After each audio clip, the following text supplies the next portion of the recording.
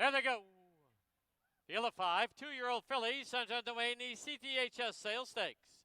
Breeze and Brienne from the outside gains the lead quite easily and has it now by a length and a half. Someday Ladies at the rail. On the outside is Ann Struther. 2.5 lengths back, pulling hard. Why Not's a winner, now being guided to the outside. The early trailer is Zanari.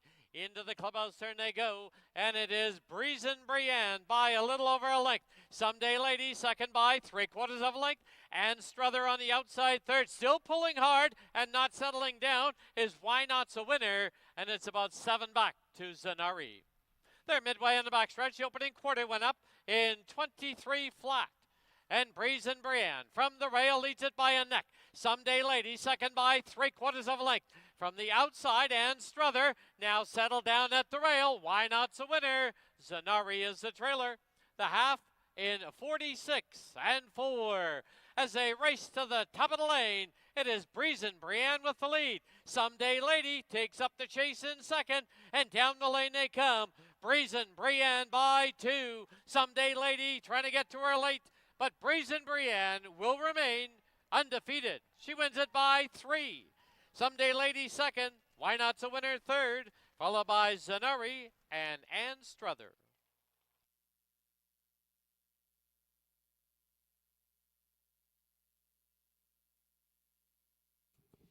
In the winner's enclosure, the winner of the opener, the Pinchin Derby, and the CTA.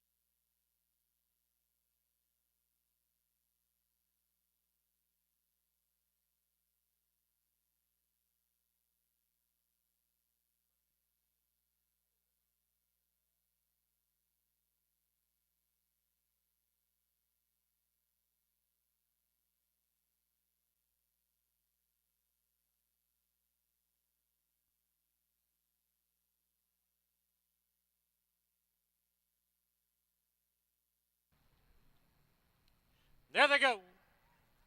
Field of 5, Colts and Geldings sent on their way in the CTHS Sales Stakes. From the rail, it is Chick Command on the early late. Mount Doom in between runners, and up on the outside, here's Rondolito. There's a gap of 3 now to counter Cat and McKenna's Joy. Into the clubhouse turn they go, and from the inside, it is Chick Command with a short lead. Mount Doom right there on the outside, second now by 2.5. Rondolito in third by 3. McKenna's Joy and Counter Cat race along as a pair. The opening quarter went up in 22 flat. Now 3 furlongs to run. And Mount Doom from between runners at the rail. Chick Command making a line of 3. Rondolito as they race past the 5/16, the half, 45-1. Quarter mile from home, Mount Doom grabs the lead. It's Mount Doom now by a head. On the inside, it's Chick Command, second by a length and a half. Rondolito in third, McKenna's Joy and Counter Cat as they turn for home. It is Mount Doom with the lead by a length. It's Mount Doom now by 2. Mount Doom, Chick Command trying to hold second. Mount Doom wins the CTHS Sales Stakes, Colts and Geldings. Chick Command second, McKenna's Joy third, followed by Counter Cat and Rondolito.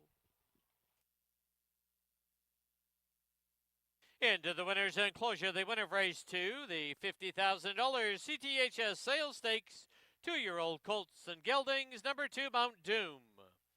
He's owned by the Willow Creek Farms and Laurie Henson. Trained by Steve Henson. Winning rider, Antonio Reyes.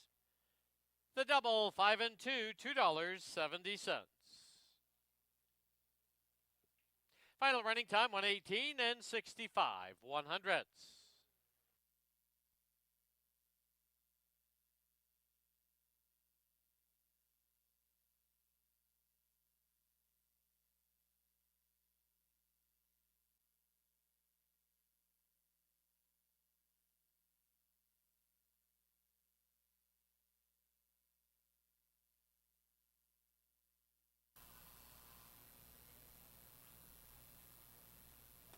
Rock. Quick start on the inside for Annika's Song as she scampers toward that early lead from the outside. Here comes Sailing for the Stars, sailing for that lead, and she'll grab it by a head over Annika's Song. These two will pair off. 2.5 lengths front in February sits a Dream Trip in third. Two more back now to Duke Girls to the inside, the gray new blend. Trailer is Baby I'm a Star. Gonna spot the field 10 lengths. As they race through the opening turn, the opening quarter will hit the board here in 22 and 1. Onto the backside they go from the inside. Annika Star has wrestled that lead away from Sailing for the Star. She leads by a long neck.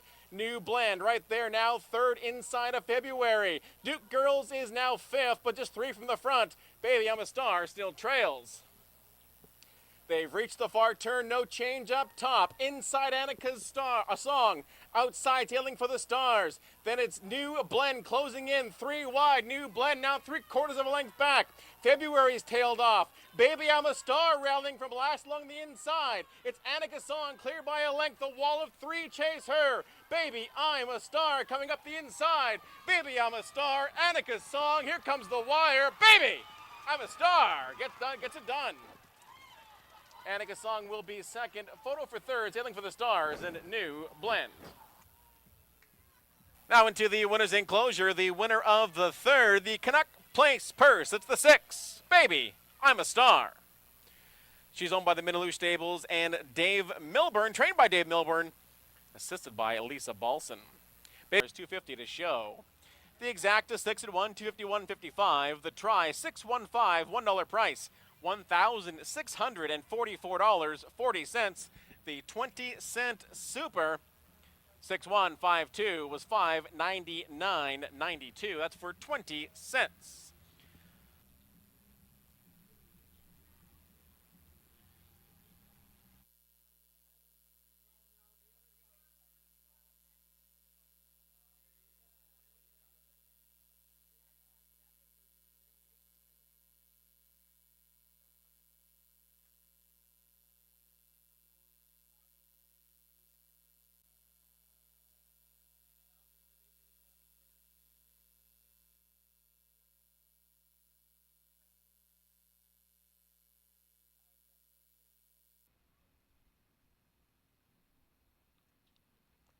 There they go.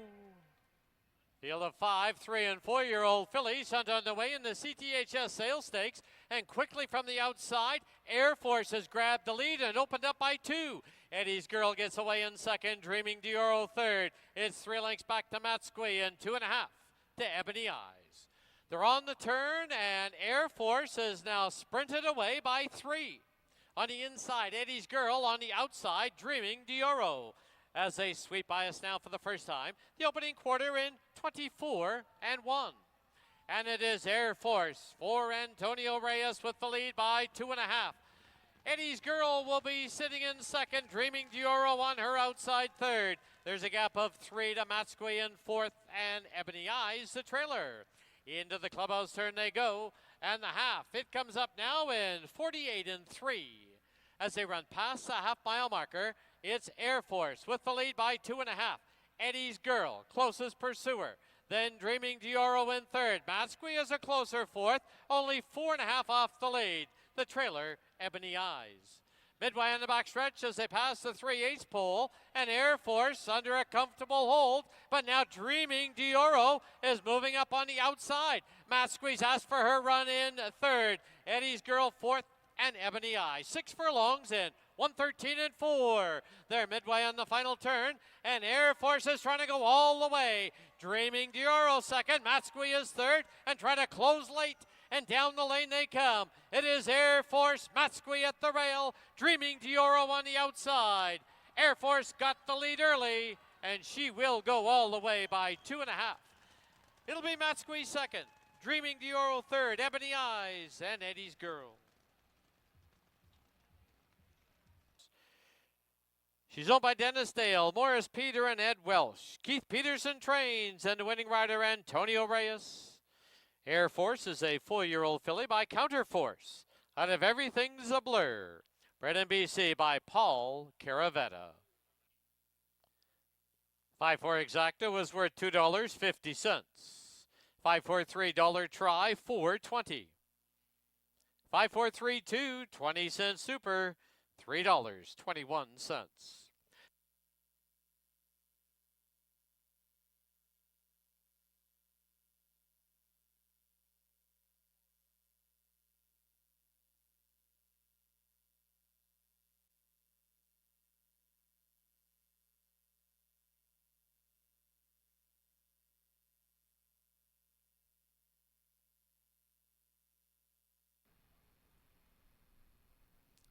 There they go.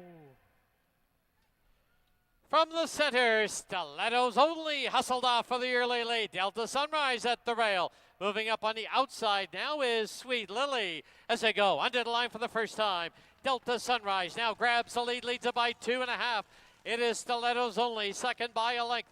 Sweet Lily on the outside races along in third. It's Chabby at the rail in fourth. New Manny's Candy is fifth in the early trailer. A Little Mercy now as they run past the half-mile mark, the opening quarter in 22-3. As they head for the backstretch, it's Delta Sunrise now loose by 4. Chasing along in second, Stilettos Only. Chabby's at the rail in third. Sweet Lily, A Little Mercy now, and New Manny's Candy. As they race into the far turn, the half was 46-2. Quarter mile from home, and Delta Sunrise, the lead is shrinking. Stilettos Only in second, Chabby 2 back in third. A Little Mercy now is fourth with work to do, about 6 off the lead. As they get set to turn for home, Delta Sunrise, but here comes Stilettos Only on the outside, and Stilettos Only strikes the front. It's Stilettos Only, Delta Sunrise, and Chabby. Stilettos Only wins it in the clear. Photo for second. Chabby and Delta into the winners' enclosure. The winner of race 5, number 4, Stilettos Only. She's owned by Trinity West Stables and the Willow Lake Farm and Stables. Trained by John Snow, assisted by Tammy Snow. Winning rider, Babito Harvey. 4-3 exacta was 1960. 4-3-1 try, 84.20. 4-3-1-2, 20-cent super, $81.06. And the pick 3, you need 3 of 3, $1,089.25.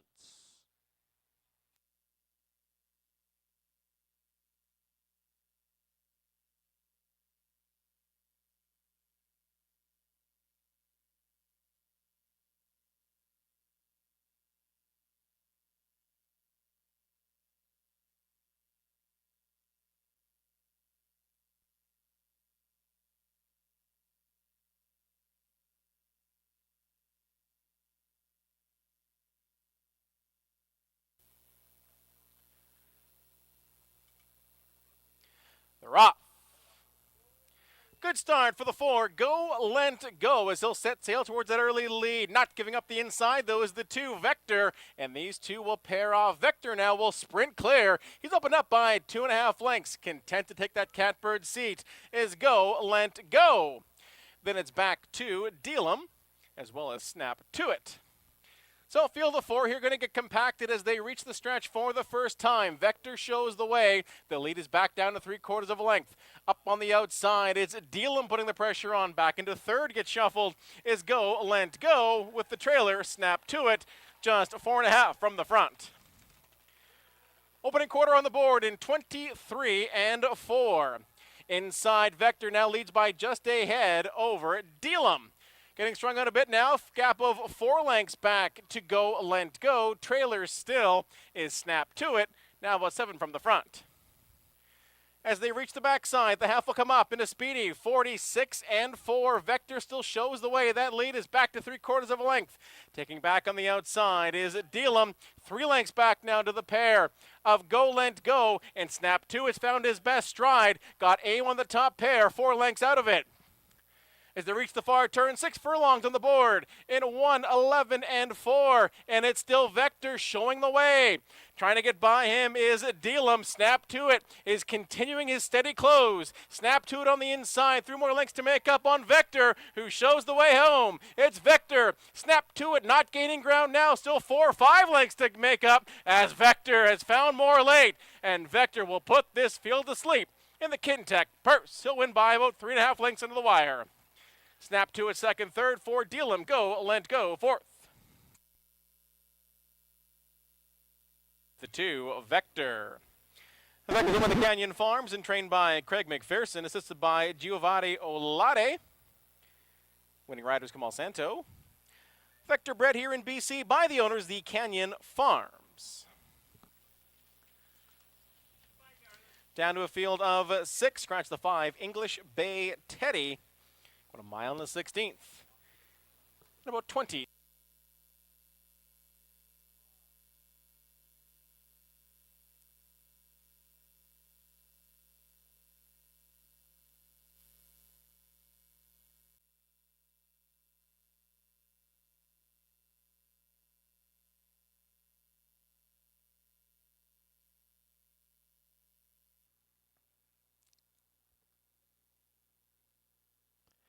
There they go. Field of 6, 3 and 4-year-old colts and geldings sent on the way in the CTHS Sales Stakes. And quick at the break and out for the early lead. There goes Shock the House. Shock the House has opened up 2.5. Back to Liberty, gets away in second. From the outside is Counteract in third. Break of 2 now to Lucky Force in fourth. He's on the bit and trying to be reined back. Then 3 further back now is Diocles and What's Shaken. Through the stretch for the first time, the opening quarter in 24 flat. And from along the inside, it is Shock the House with the lead. But pressing up on the outside is Back to Liberty. 2.5 lengths back is Counteract in third. Lucky Force saves ground at the rail. As they go into the clubhouse turn, then Diocles, and the trailer is What's Shaken. The half one up now in 47 and 3. Past the half-mile marker they go as they head for the backstretch, and Shock the House from the rail leads it by a nose. Back to Liberty, second by a length and a quarter. From the outside, Counteract third, Lucky Force in fourth. Then on the outside now is What's Shaken and Diocles. Front to back, only about 4 lengths. They went through 6 furlongs in 1:12 and 3. Quarter mile from home, and still on the inside, Shock the House with a narrow lead. Driving up on the outside, Counteract, Lucky Force. He's looking for room and splits runners as they turn for home. Shock the House, but here's Lucky Force moving up on the outside. Lucky Force, Shock the House. It's 3 lengths back now to Diocles. Deep stretch, Lucky Force with the lead. Lucky Force wins it by a length and a half. Shock the House second, Diocles third, and What's Shaken. In the winner's enclosure, the winner of race 7, the CTHS Sales Stakes for 3 and 4-year-old colts and geldings, number 4, Lucky Force. 4-6 exacta was $33.25. 4-6-2 try, $88.95. 20-cent super, 4-6-2-1, $36.17.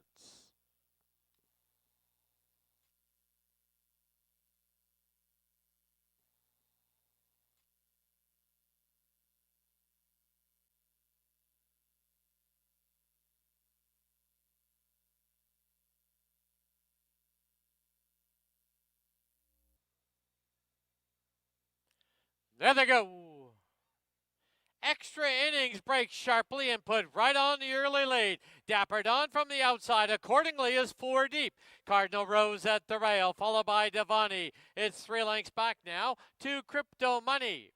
On Crypto Money's inside now as they hit the turn is Champiosa, and the early trailer is ATM. As they get set to sweep by us now for the first time, Extra Innings is out there with a length lead. Chasing in second now is Roly Spirit. The opening quarter up in 23 and 2. Lively opening fraction as they go to the clubhouse turn. Extra Innings has the lead. On the outside, it's Roly Spirit sitting in second. Cardinal Rose saving all the ground at the rail. Accordingly is fourth, about 3.5 off the lead. Devani at the rail in fifth. Champiosa is sixth. Then on the outside, now racing along in seventh, is Dapper Dawn. Down towards his inside is Crypto Money and the trailer, ATM. They're midway on the backstretch, the half one up in 47 and 2. And as they race to the 5/16 mark, Extra Innings now clears off and leads it by 3. From the outside now is Roly Spirit. Cardinal Rose at the rail. Devani is now fourth. Then it's back to Crypto Money. But as they turn for home, Extra Innings is clear and is drawn away by 7. And down the lane they come. It is Extra Innings well in command by about 7 or 8. Battle on for second with Roly Spirit and Devani. But Extra Innings cruises home by many. It'll be Devani second, close for third, Roly Spirit, Crypto Money, and Champiosa complete. Into the winner's enclosure, the winner of race 8, number 2, Extra Innings. He's owned by TC Racing, trained by Rob Gilker, assisted by Vicky Gilker, and the winning rider is Kieran Kellawan.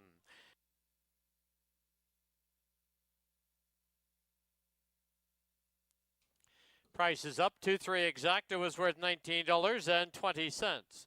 Super High Five paid out $437.68.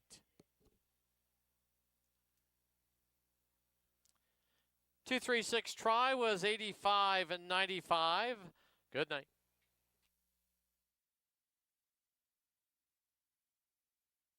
Good night.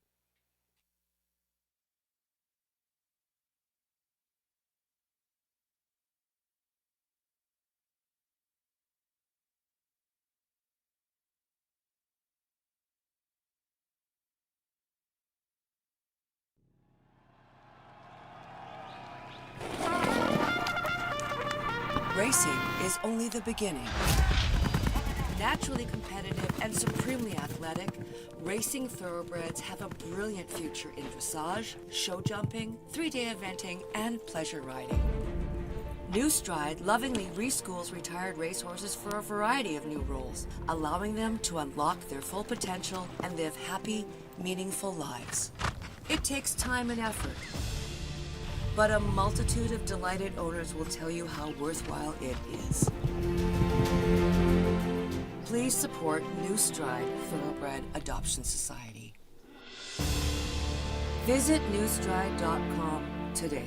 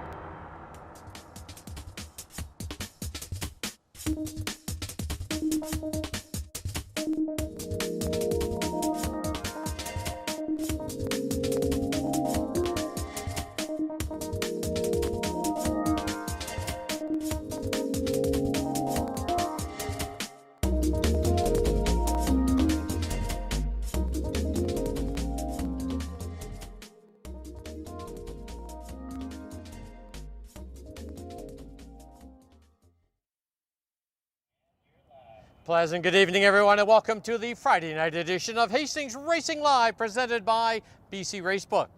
Track announcer Dan Chukic being joined, as usual, by our paddock host and handicapper Mike Heads. We're going to preview all 6 on Corgi Day here at the track. Yeah, Corgi Day. Great to have you back, buddy.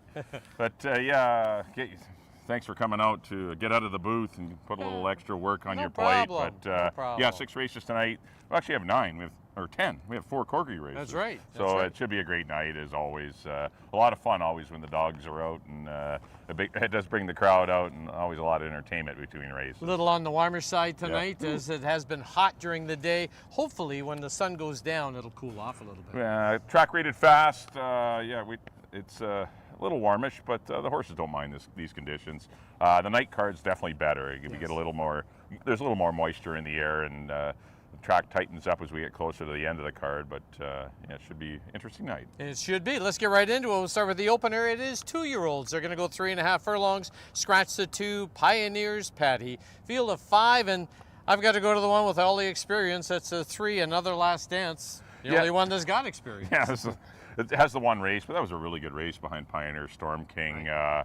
Pioneer Storm King came back to run second on BC Cup Day behind Mount Doom. Then went to Edmonton, ran second there behind a pretty nice putting on the foil, who we're hoping will show up for the Futurity here at Hastings. Right. But this horse has been run. That's a pretty nice horse to run into, Pioneer Storm King. And Another Last Dance ran really well. So unless one of the firsters really is, rip, snort, and ready, but I kind of like the one Sailing Force, but I don't like the inside draw. Yeah, it's tough. I mean, the pedigree's there. Sailing for the Sun, really nice race mare. She's been a very good mom. And the workouts are good for Patty. 23 flat, there's a 48 in there. There's a lot of nice works for the rail horse Sailing Force, but as you mentioned, the rail is sometimes a little bit compromising, especially when you have a horse that's drawn right outside of you that's had a start. Right. So you perhaps could get cleared, and then you're eating dirt, and then it's really, you have to be a really good racehorse to win after that, going 3.5 furlongs. I threw in the 4 for second, Kitten Candy, Ridgeball going aboard for Craig McPherson. This one's been had some pretty tidy work, so on a 1 and change move, going obviously a little farther than the distance today, but I think we're both on the same horse. Another Last Dance is going to be awfully tough to beat to kick things off. I went 3-1-4. So in the opener, we agree on the 3, Another Last Dance. On to race 2 now. It's a field of 8. They're going to go 1 mile and a 16th. Exactor tries Superfecta, pick 5 wagering. No carryover on that pick 5. I think it's a competitive race. I mean, the one to beat obviously could be Pineapple Tidbits. Don't Pass the Pepper, who's coming off a nice score, but I like the 5 Ostracized. Yeah, I've left Ostracized right out, and it could bite me, but I mean, just there's no speed in the race. I just, because this horse does not break well. Ostracized, she's one of the best horses in the race. Right. I have no qualms about that. But in an 8-horse field, she may find herself sitting 7th behind a 49.5 or 48 and change half. Not be able to close into it. And it's hard to win from there. I like the 1, Don't Pass the Pepper. I think this horse is going to get the lead pretty easily. She defeated Icebreaker and Artistic Jeweler, who came out to win a marathon race in her last start. But the only negative is her last start was about a month and a half ago. Right. And she's got to do it off the layoff. But the horse has been training well for Patty, and I like this horse to win it. Put Richards Commando. I think he'll be the one sitting second. And those 2 to dispute it, and I put Pineapple Tidbits in for 3rd. But Ostracized, obviously, I respect, but just the way the dynamics of the race are likely going to play out, she may be at a bit of a disadvantage. But I've handicapped races wrong before. Well, we all have. Times, but I see a little bit of pace on it here, because I think Drill Baby Drill should be part of the pace. Yeah, just her and CC, they can both show speed, CC Sunrise, but we're going long. They can't just go blazing out there. No. And I know this horse has already shown 23 and 4 or whatever for Don't Pass the Pepper, who has the advantage of the rail. She can handle it and then control the pace for a mile and a 16th, where others haven't. That's a good 145 last time. This horse is a pretty nice mare, and but we'll see how it all plays out. But yeah, if there is a pace, then Ostracized is huge, because he's one of the best closers. All right, race 2. Mike's heading to the 1, Don't Pass the Pepper. I'm going to head to the 5, Ostracized. Moving on to race 3 now, field of 7. They're going to go 6.5 furlongs. Exactor tries Superfecta. Our pick 4 starts here with 6 races tonight. Quattro back. This is a tough race because there's horses coming from everywhere. They're dropping in. This is the time of the year when they need a win. Yeah, no, it's as handicappers, you know, you try and rely on consistencies, and there's not a lot in this race. You're not finding any common races that they're all coming out of to make things simpler, so you actually have to really try hard as a handicapper and try and extract a winner out of the race. I'm going back to my old friend Barbary Bandit. I'm hoping to get this horse one day, but this horse, I've been following him ever since he was in trouble one day with Antonio Reyes aboard. This horse was much the best. Ended up running a tough like second behind a good runner. I think there's enough speed in here with When in Mexico, New Soup for Baby, and Daddy's Pepper. Even Quatreback, who could be close to the pace. I just think Barbary Bandit's going to get a very nice trip in behind what I'm handicapping to be a quick pace. Right. If it's a slow pace, I'm toast. But I still have When in Mexico for second, who I think you need in the all pick fours, who was taking the class drop, and I put Quatreback in for. I went 1-2-6. I guess the only thing with Barbary Bandit for me is keep looking at 1 for 22. No, correct. I know there's been a lot. How many excuses do you give a horse? That's right. You know, and that's the thing. But for the right price, and if I get the right price, I just think he's going to get the perfect storm today. I think it's going to be a nice scenario for him.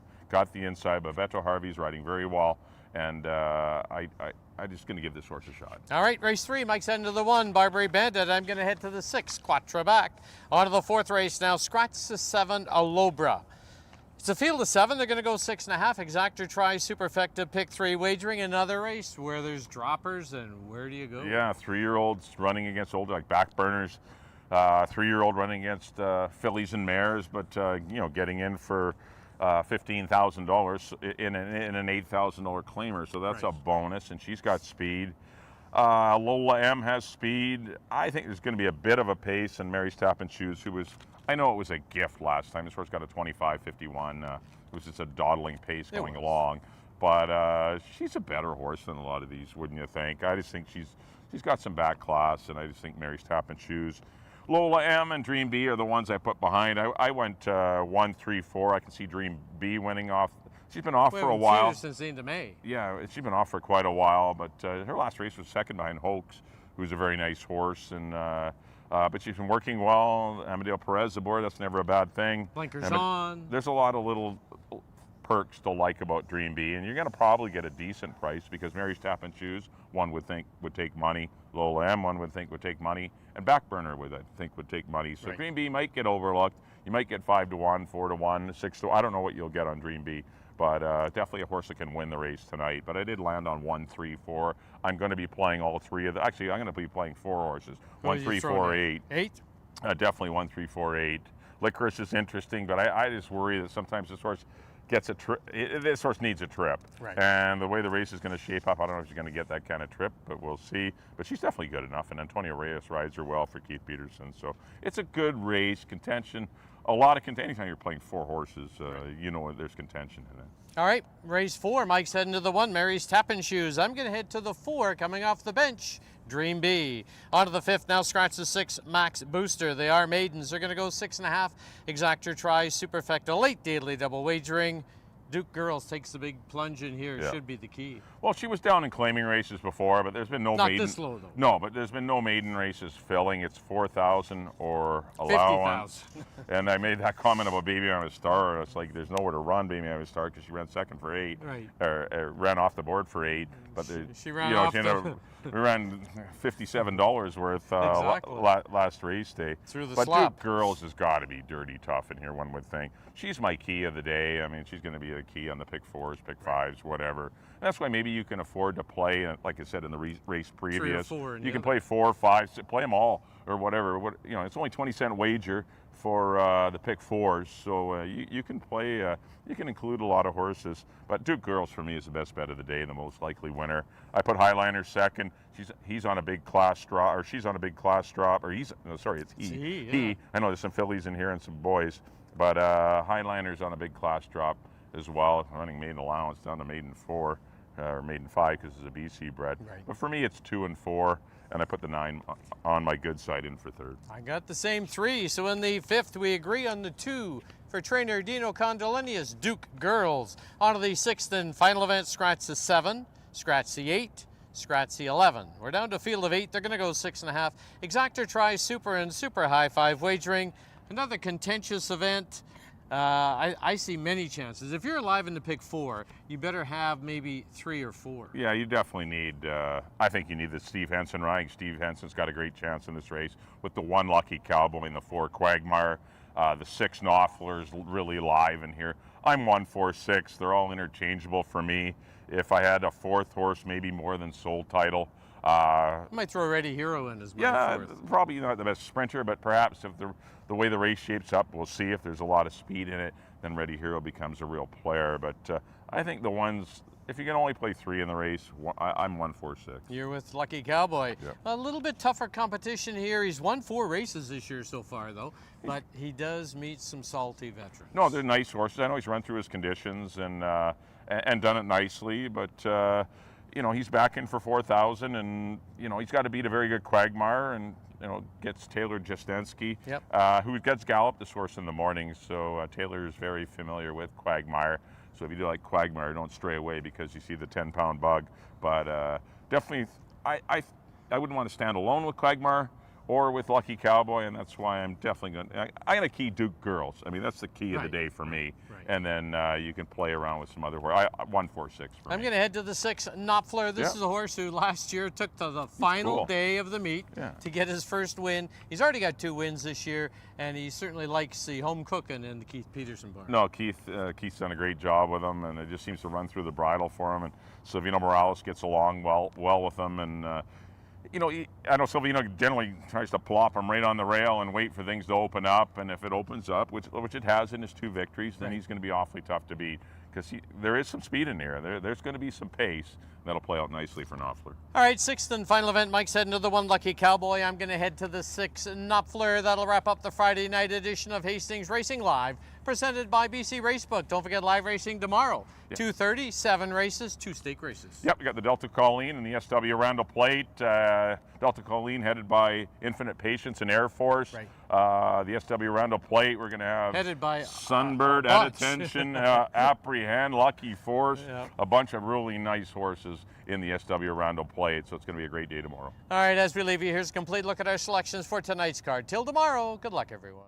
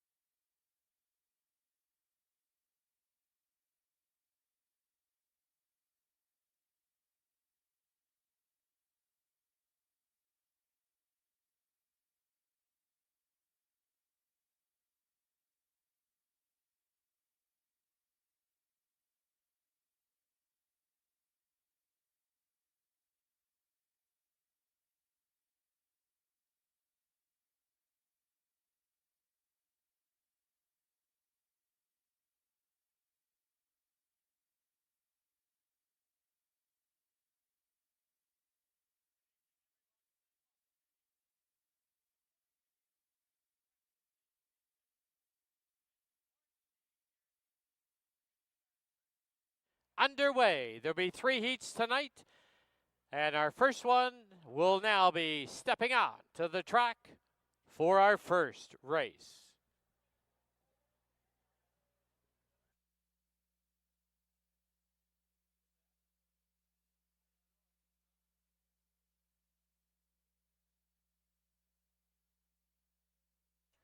Our first heat brings together a field of 8 now. Scratch the 2, Kevin, and the 3, Larry. Number 1 is Charmander for Anastasia Matsik Markovich. Number 4 is Freya for Emma Hammond.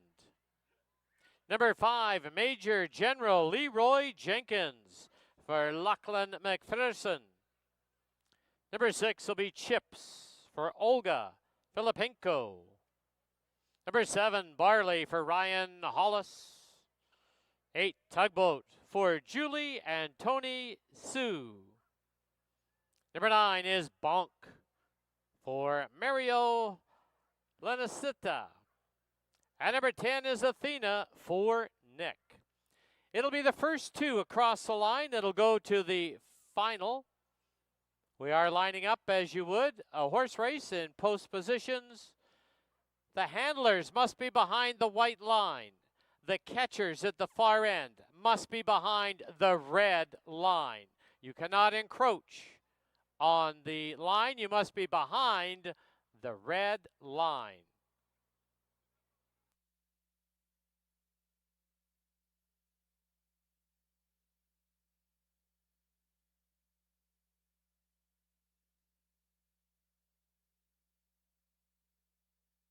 Once again, catchers, you must be behind the red line, not the orange line, the red line.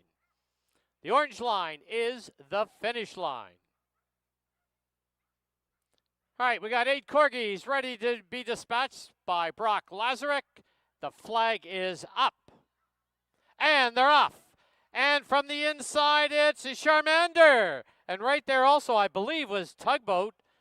I think it's Charmander and Tugboat, but we'll wait for the official from the stewards.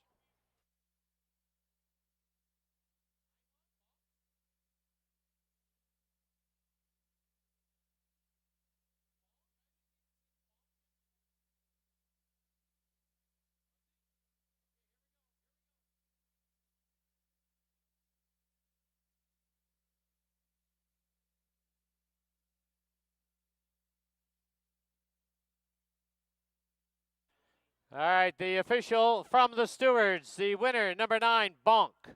He moves on to the final.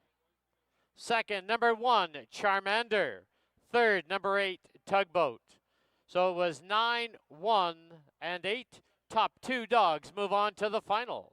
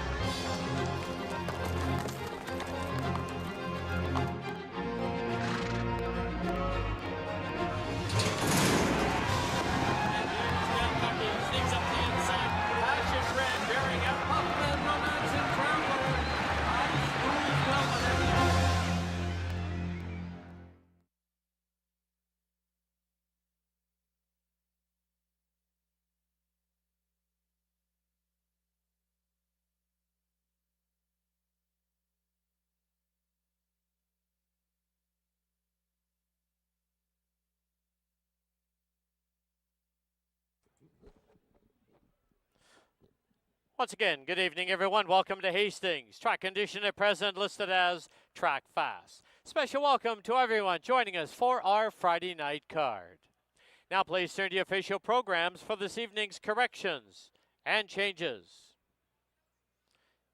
In the first, number 1, Sailing Force is 4 pounds over. Scratch, number 2, Pioneers Patty. Number 3, Another Last Dance is 2 over. Number 5, Stack Attack is 2 over. Number 6, Kiki's Golden Touch is 2 pounds over. Now please turn to the second. In the second, number 7, To Be Sunny is 2 pounds over.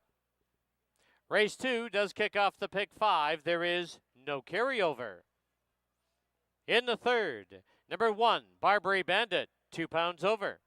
Number 2, When in Mexico, 5 pounds over. Number 6, Quattraback, 5 pounds over. Number 7, Rick's Dancer, 2 pounds over. Please note, race 3 kicks off our pick 4 with the 6-race card. In the fourth, scratch, number 7, Alobra. Number 8, Back Burner, 3 pounds over. In the fifth, scratch, number 6, Max Booster. Number 7, Thinking Back, 5 pounds over. Number 9, On My Good Side, is 1 pound over. And in the sixth, scratch the 7, Cobra Jet. Scratch the 8, Ask Me No Questions. And scratch the 11, Wicked Night.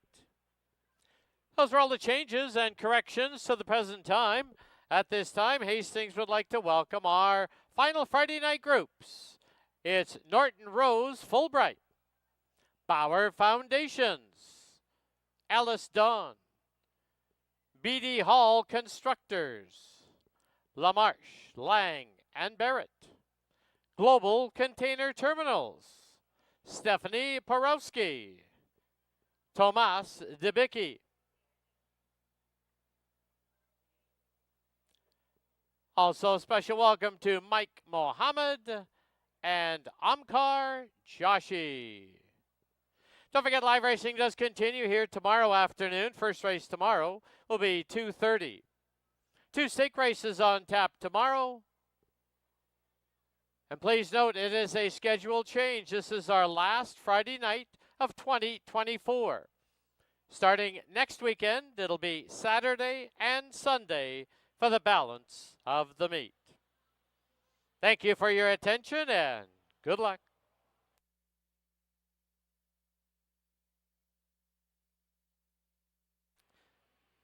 Also, just a reminder to our on-track guests that the Greater Vancouver Food Bank is selling 50/50 tickets. Watch for the volunteers or stop by the tent outside the winner's enclosure.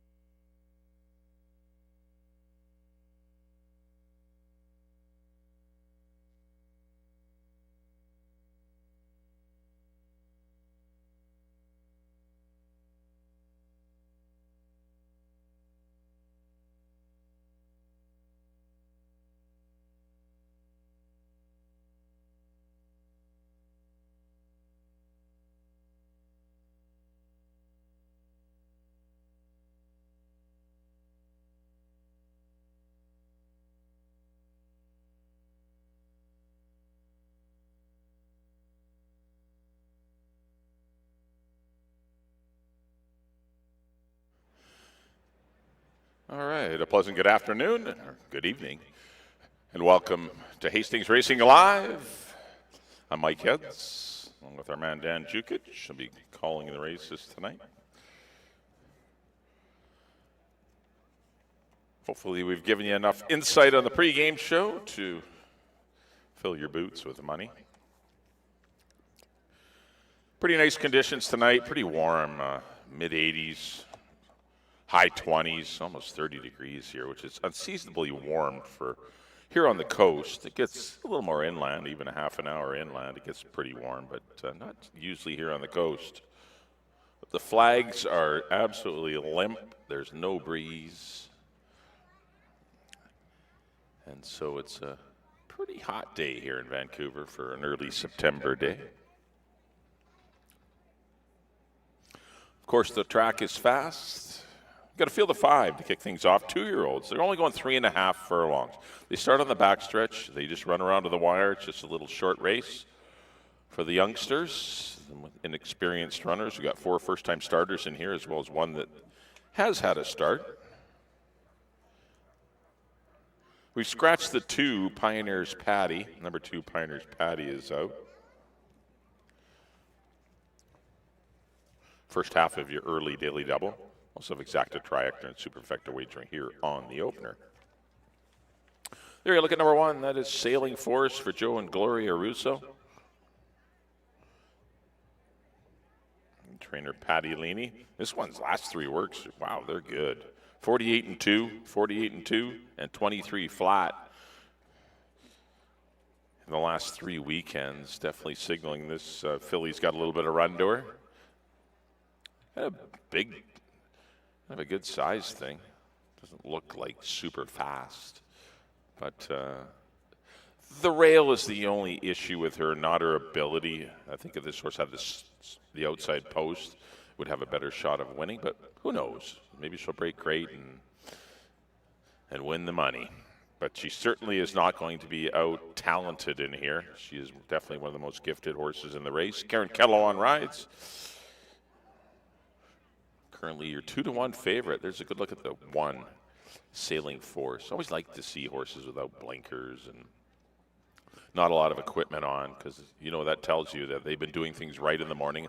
They haven't needed the pacifiers that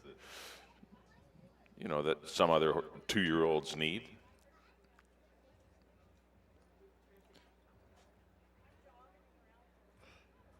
I always like running horses without them and then adjust after. This horse is really shy down on the inside. Okay, slap the blinkers on next time. But give them an opportunity first time out and then make an assessment from there. All right, 2-1. There's your fave, Sailing Force.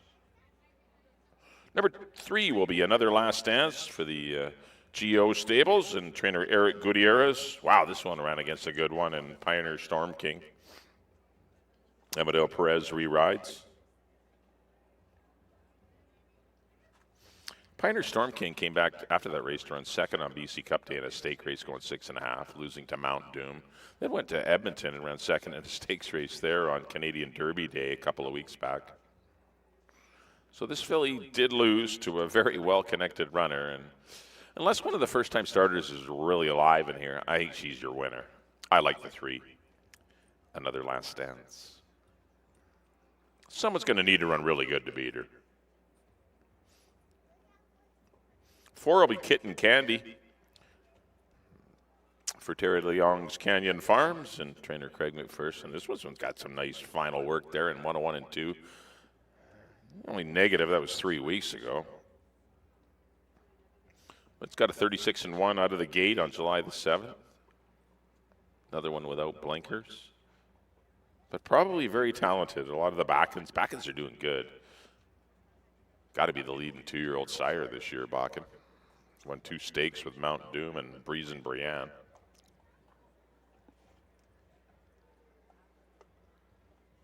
Five to 2 on Kitten Candy. I got her in for second. I kind of went 3-4-1 in here, and they're all kind of co-favorites. Number 5 will be Stack Attack for Lance Giesbrecht. Got his homebred there. Well, Alberta bred, but had to ship to Alberta. Bred to Fed Biz. The Fed Bizes are nice horses. They're doing very well in Alberta in their first year there, or first or second year there. This one's got a big set of blinkers on it, shadow roll. Looks like he's been prepping to go farther. Got 3 half-mile works and then 2 5/8s. Nothing particularly speedy. He's a good-sized horse. Definitely going to gain some experience tonight. Silvina Morales will be aboard Stack Attack. Currently it's 7-2. And number 6 will be Kiki's Golden Touch. Another filly in here. There's 4 fillies in Stack Attack, who's the lone boy in the race. But there's a good look at Kiki's Golden Touch. Blinkers and shadow roll. See trainer Edgar Mendoza on the head end, pacifying the horse. Nothing too flashy to tip you off that this horse is going to run very fast today for owner Marty Miller, who is also the breeder. Has the mare PS Touchdown by Sun Gold. Definitely nice pedigree. PS Touchdown was a very nice race mare in the Cindy Krasner barn. And the Sun Golds, they're nice horses. So the pedigree is there if he outruns his works. And not all horses, 2-year-olds included, show their best in the mornings. Strictly for experience. And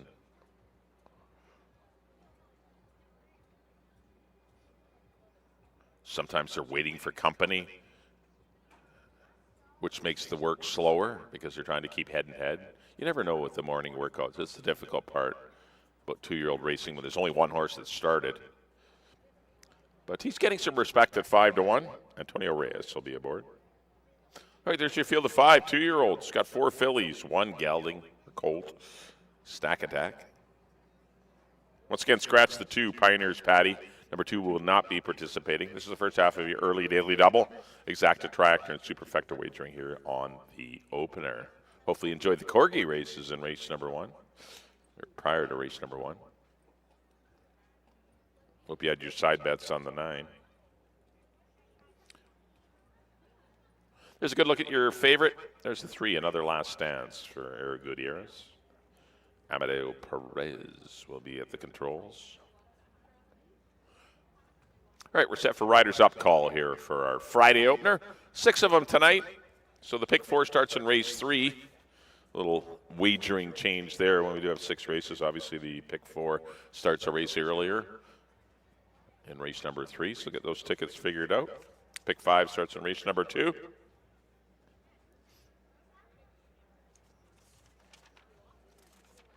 There are no scratches in the second race.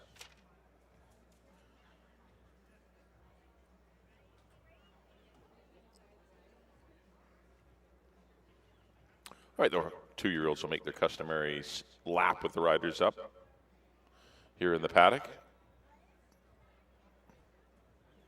before heading out onto the track. There we go, Jordan. Thank you. Yeah, the babies, we don't have many baby races this year. I think it's only like including stakes, this might be only the 6th or 7th 2-year-old race this year. We had 4 stakes.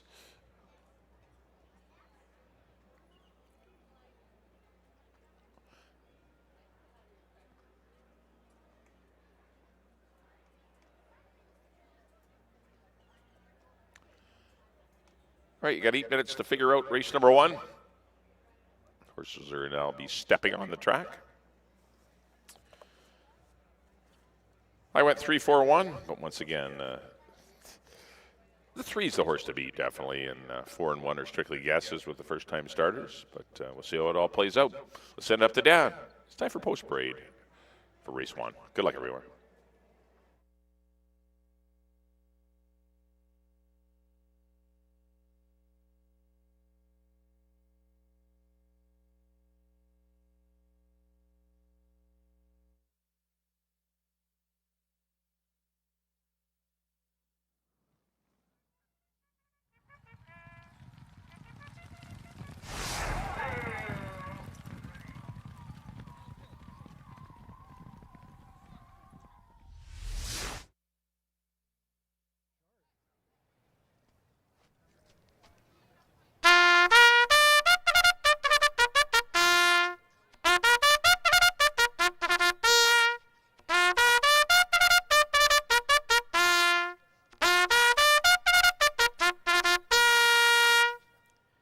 Bugler John Korsrud brings the horses on the track for the opener.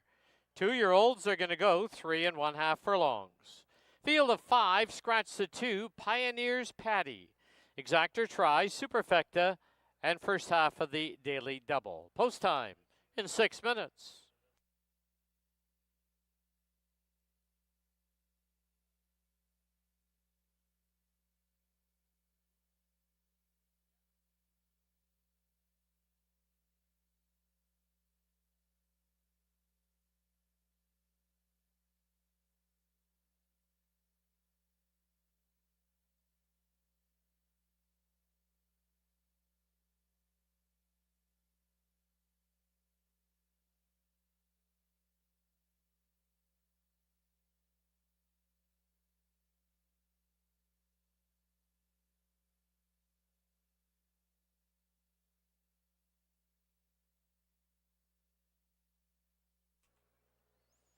Here's your field for the opener. Number 1, Sailing Force, so by Joe Russo and Gloria Russo.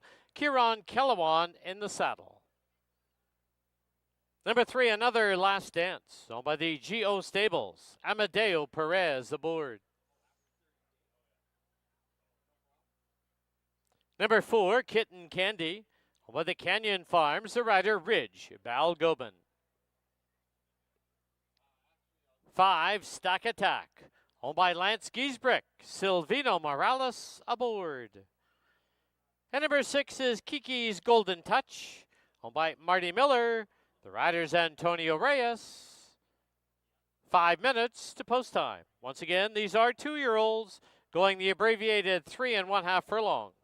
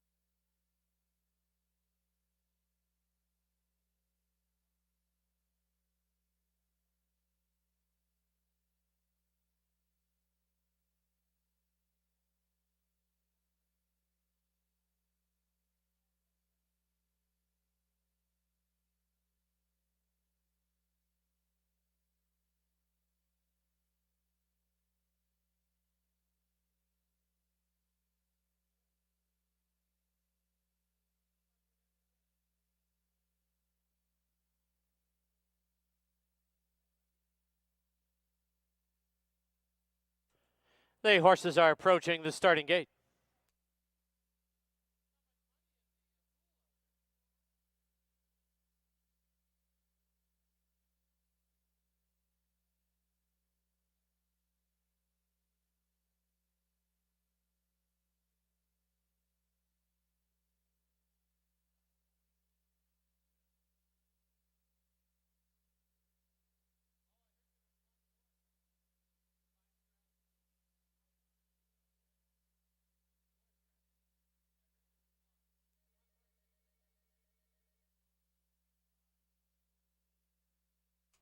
The horses have reached the starting gate.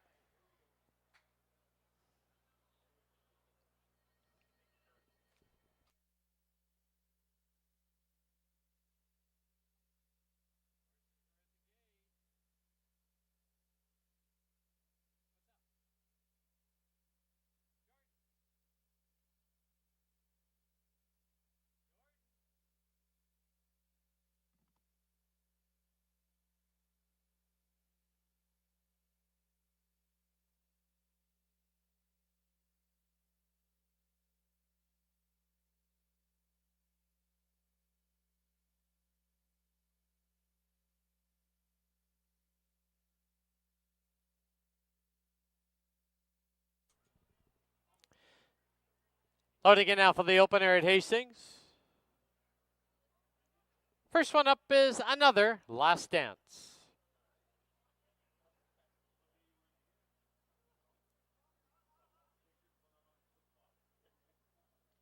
In the orange, it's Kitten Candy.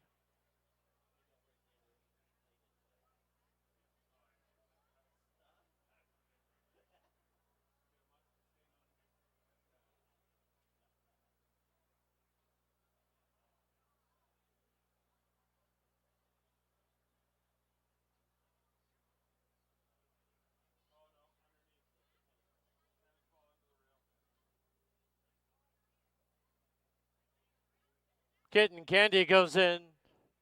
Stack Attack, next one up. Two left to load. Inside, Sailing Force. And outside, Kiki's Golden Touch.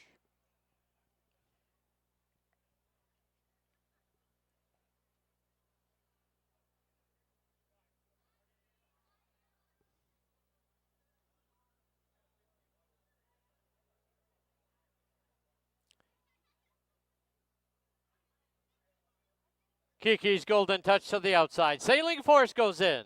5 in. They're at the post.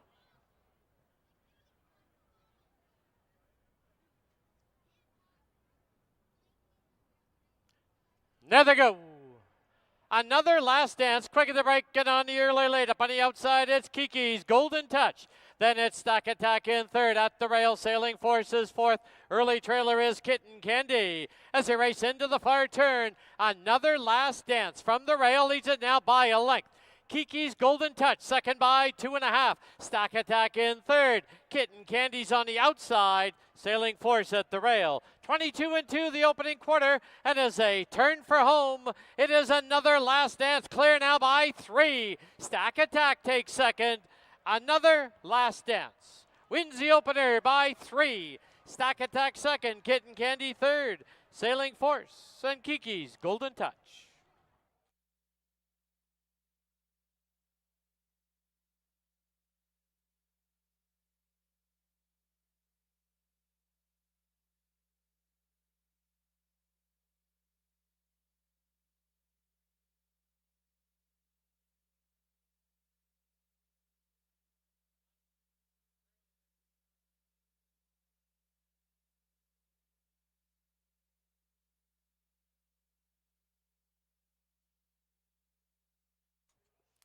On the board, the unofficial winner, number 3, Another Last Dance.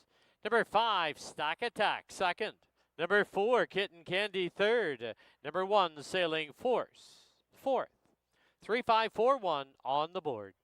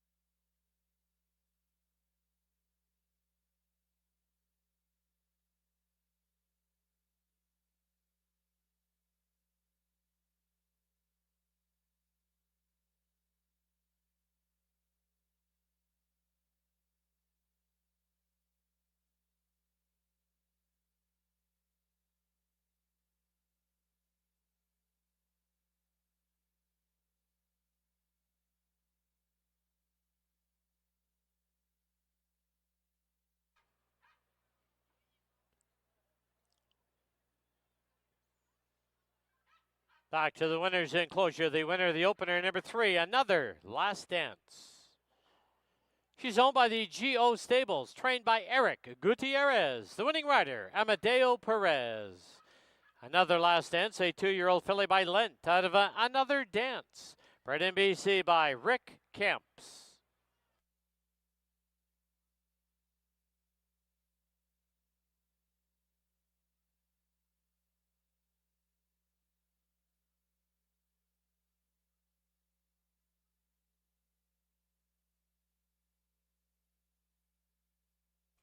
The result is official. The 3-5 exacta was worth $18.20. The try, $27.60.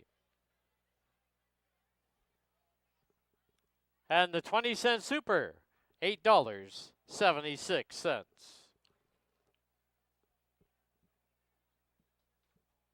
Final running time for the 3.5 furlongs was 40 and 2/100ths.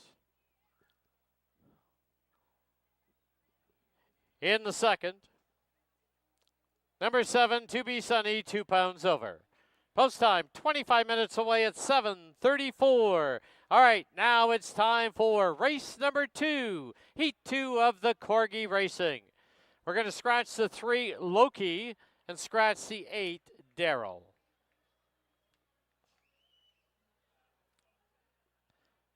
So as the contestants cross the track, number 1 is Summer for Jen Lai. Number 2 is Sunny for Bailey Bashaniski. Number 4, Biscuit Pitman for Ann Pittman. Number 5, A Penny for Sarah Shaw. Number 6 is Lofi for Prab Cower. Number 7 is Andy for Linda White. Number 9 is Dodge for Amber Burke. And number 10 is Pebbles for Jeffrey Feng. Once again, the top 2 dogs will move on to the final.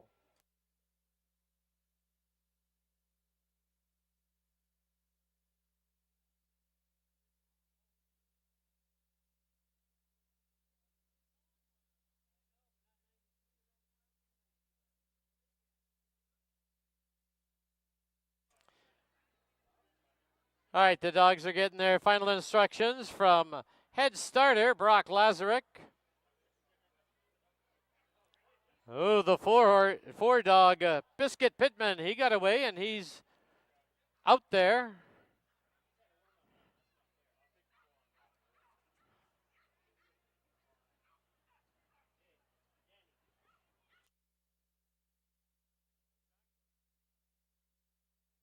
Stewards are reviewing whether the 4 got a practice run there, but they've okayed him to race.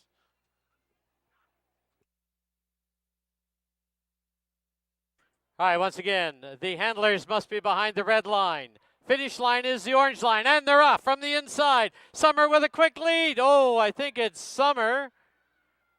And Biscuit Pittman was there on the far outside, maybe Dodge. We'll wait for the steward's decision.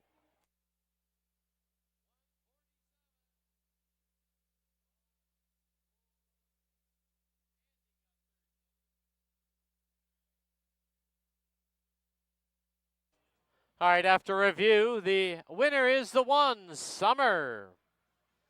Second, number 4, Biscuit Pittman. And number 7, Andy, will be third. But it is the top 2 who advance to the final.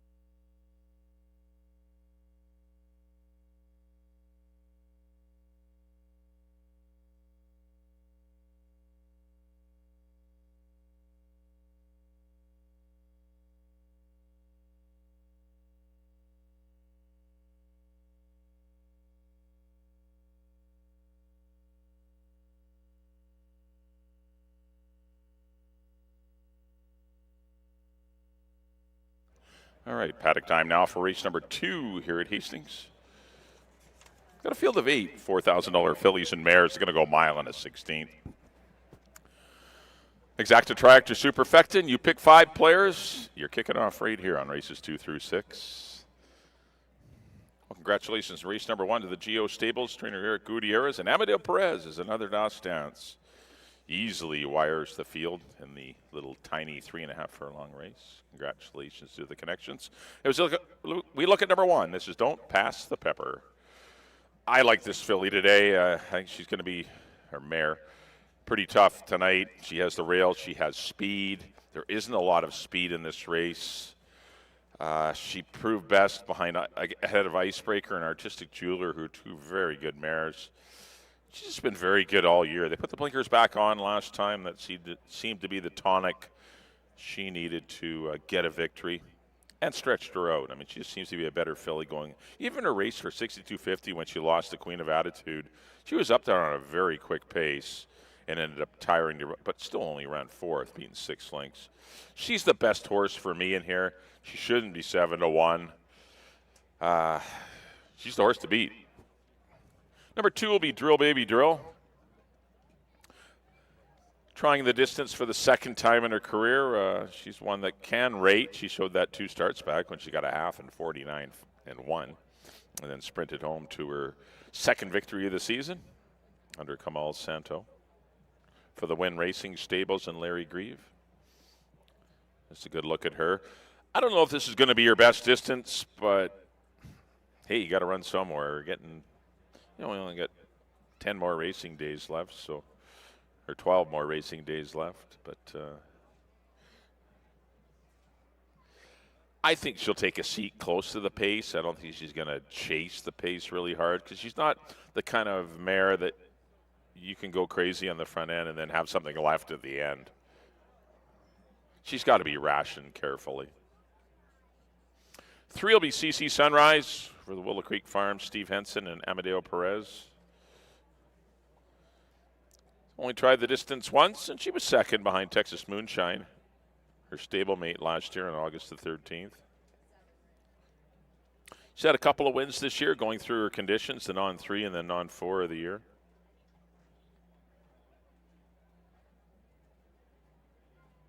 Stepped up for 8 last time. That was a tough assignment. She's back in where she belongs. She's better than, 5-1's a good fair price on her. I don't have a strong feeling one way or the other. I can see her winning. I can see her running 5th. It's just a horse that I just prefer other horses in this race, but I could be wrong. But anytime you get Amadeo and Steve Henson, you're getting leading trainer, leading rider. It's never a bad thing. 4 will be Perfect Penny, once again for the Willow Creek Farms and Steve Henson. This one will have Antonio Reyes aboard. I think the lesser of the 2 Henson runners and Willow Creek owned runners. I think she would need some good fortune to go her way to win tonight. This will be her 2nd time going on. A lot of sprinting going on with these mares. I don't know why, but they never seem to run long, which is easier on them.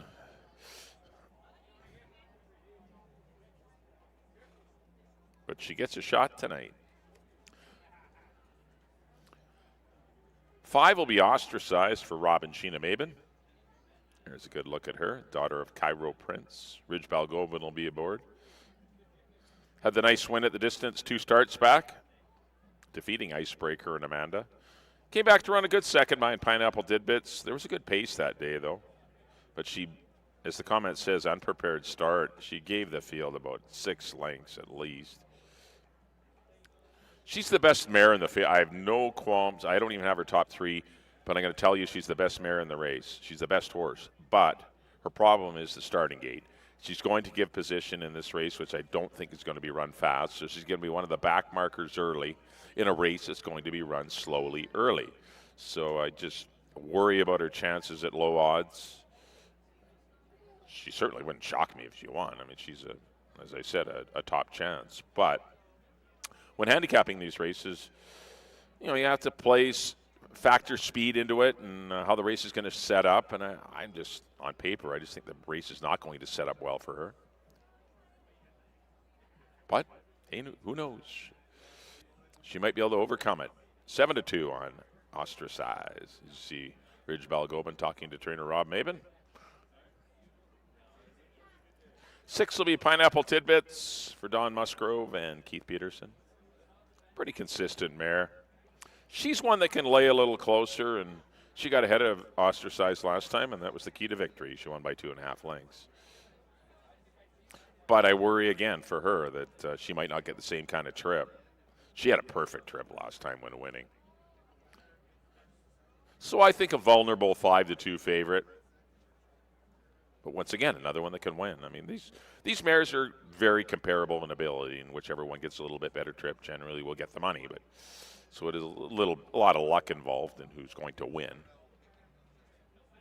7 will be To Be Sunny. Babetto Harvey rides for owner, trainer, breeder Bruce Unwin.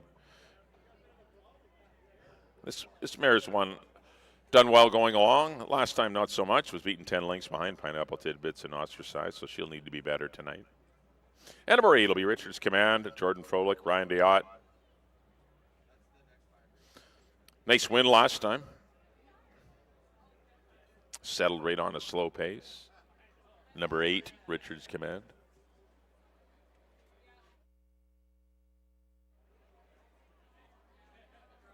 There she is. Leary seats her on aboard. I see her getting a good trip. I think she can lay second to Don't Pass the Pepper. I think the first 2 horses are going to be 1 and 8 early in the race, and I think they're going to get to dictate a very sensible pace. And I think they should be able to perhaps form the exactor and race 1-2. We'll see how it all plays out.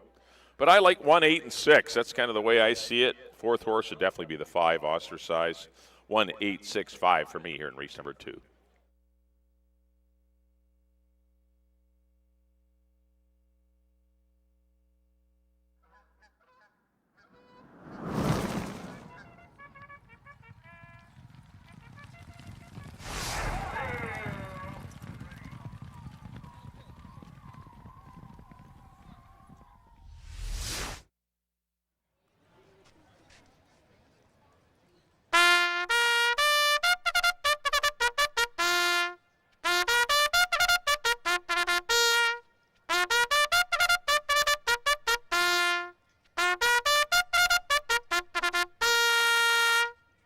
And once again, bugler John Korsrod brings the horses on the track for race number 2.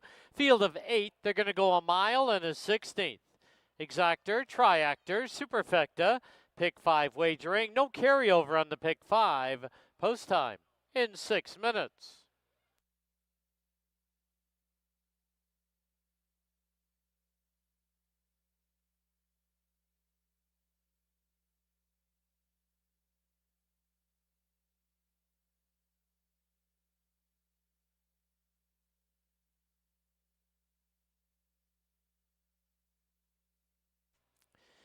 Here's the field number 1, Don't Pass the Pepper, owned by Joe Russo and Gloria Russo. Kieran Kellewan in the saddle.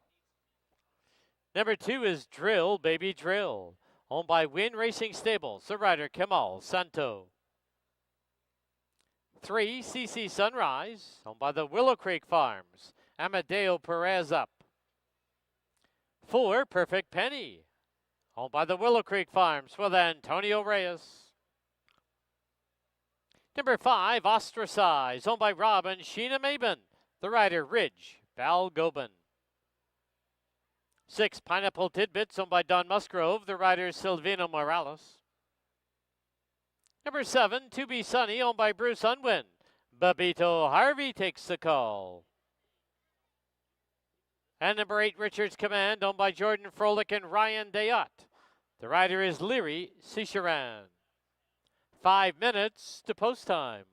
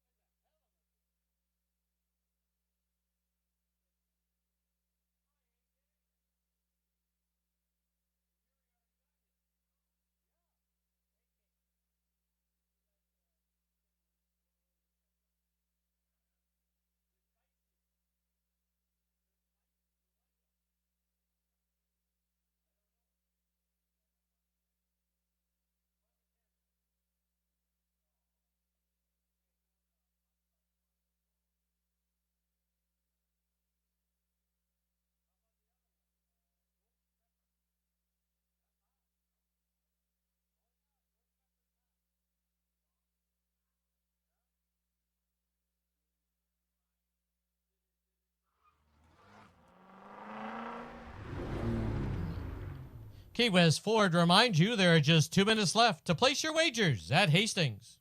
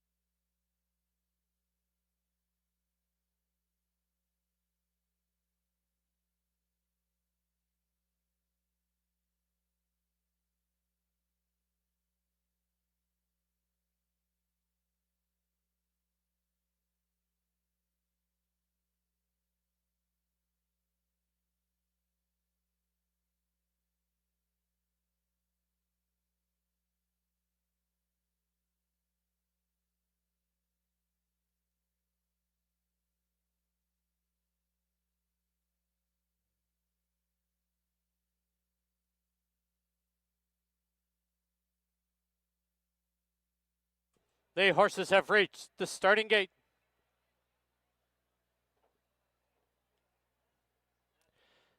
Loading in now for the second at Hastings. Don't Pass the Pepper has been loaded. To Be Sunny goes in. CC Sunrise, gate 3. Perfect Penny, gate 4. Outside gate, Richard's Command. Last of 8, Pineapple Tidbits. 8 in, they're at the post. Drill, baby, drill, little fractious. There they go. They've all come away well, but don't pass the pepper from the rail. Quick and on the early lead. Drill, baby, drill. Right there at her throat. It's a length and a quarter back to CC Sunrise. Pulling hard down on the inside now is Perfect Penny. Then from the outside is To Be Sunny. Followed by Pineapple Tidbits. Pulling through on the inside is Richard's Command, who's full of run right now. And on the outside, Ostracize. Opening quarter, they dawdled through it in 25-1. Through the stretch now. From the inside, trying to hold the lead is Don't Pass the Pepper. On the outside is CC Sunrise. Drill, baby, drill right there, Richard's Command. Then To Be Sunny. Down towards the inside is Perfect Penny. Ostracize is on the outside of Pineapple Tidbits, who's 8th. They went through the half in 49-4. As they head for the backstretch, it is Don't Pass the Pepper, leading it now by 3/4 of a length. Sitting in second, CC Sunrise. To Be Sunny with an early move on the outside. Richard's Command at the rail. There's Ostracize now coming into it nicely. Drill, baby, drill. Pineapple Tidbits and Perfect Penny. 6 furlongs in, 1:14-3. Quarter mile from home. Don't Pass the Pepper, still the target. Leading it by a length. CC Sunrise. Richard's Command. Ostracize being worked on. Pineapple Tidbits as they turn for home.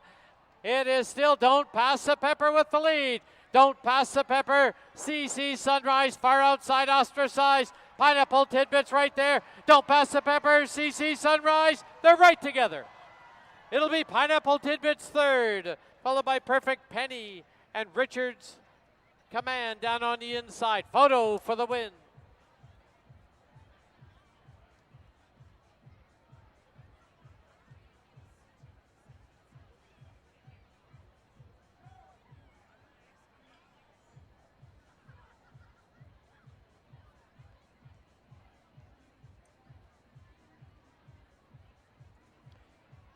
Photo sign has been posted. Please hold all tickets.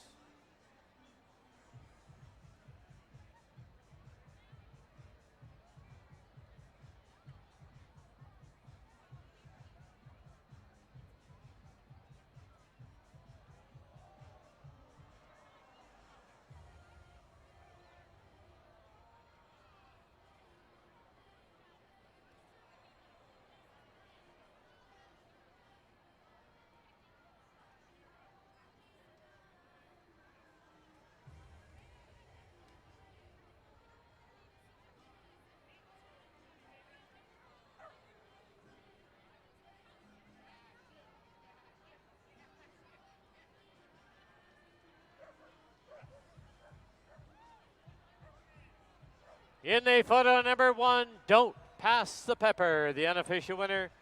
Number 3, CC Sunrise, second. Number 6, Pineapple Tidbits, third. Number 4, Perfect Penny was fourth. 1, 3, 6, 4 on the board. Unofficial.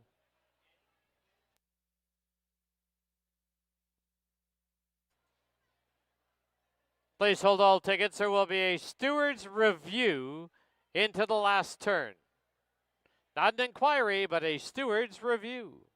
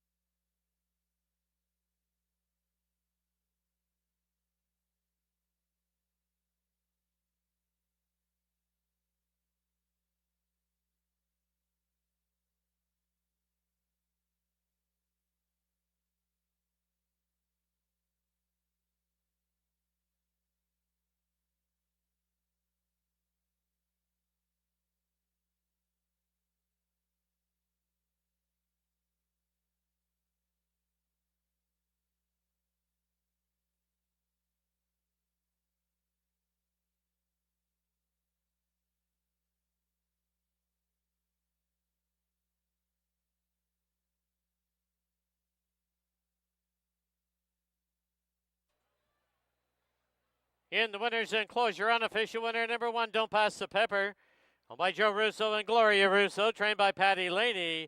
Winning rider, Kieran Kellawan. Don't Pass the Pepper is a 6-year-old mare by Fast Anna out of AP Pepper. Bred in Kentucky by Roy's Manzur.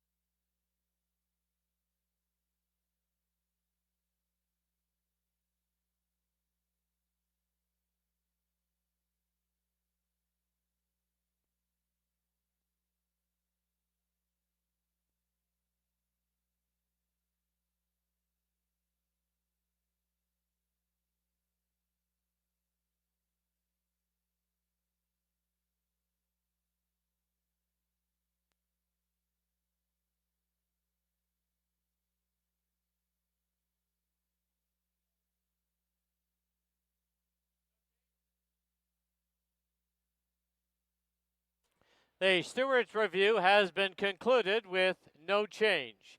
Now just waiting for the prices.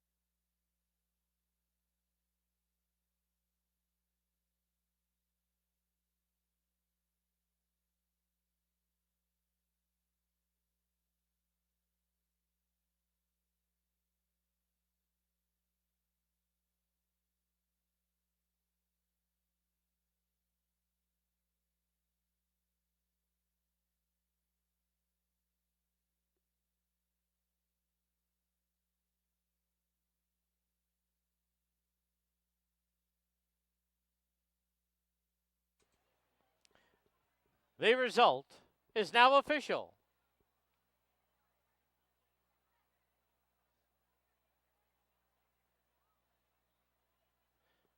One three exacta was $30.95. 136 try 67.50.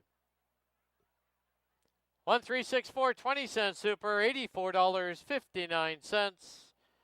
And the early double 31.20. Final running time 146 and 24 100ths. In the third, number 1 Barbary Bandit 2 over, number 2 went in Mexico 5 over, 6 Quattro back 5 over, 7 Rick's Dancer is 2 over. 21 minutes to post time at 8:08. All right, now time for our third and final heat of the Corgi races. In this heat, we're going to scratch the 1, 4, 6, and 7. Number 2, Benjamin for Leo Yapatana. Number 3, Emily for Joe Hoy. 5 is Tater Tot for Morgan Smith. Number 8 is Cashew for Dragon Ning. Number 9 is Pocky for Sandra Sang. And number 10 is Ronnie for Tracy Pilson.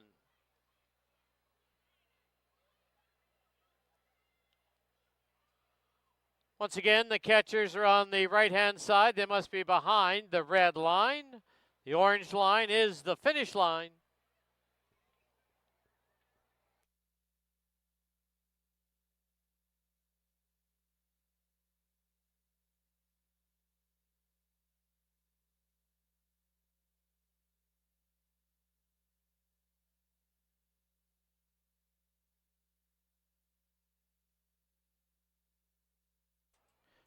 All right, final instructions are given by the marshal, Brock Lazaruk, an official starter.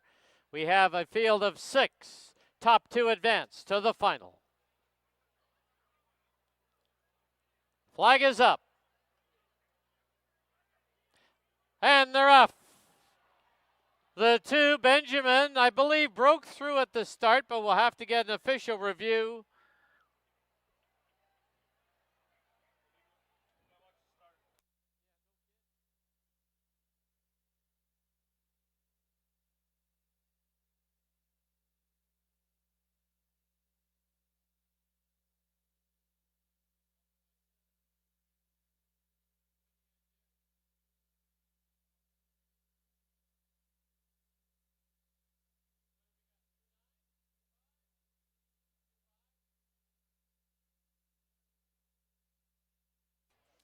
After review, the stewards have determined the flag was down. Number 2, Benjamin, is your official winner.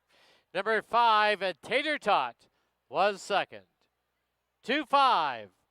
Both those dogs move on to the final after the next race.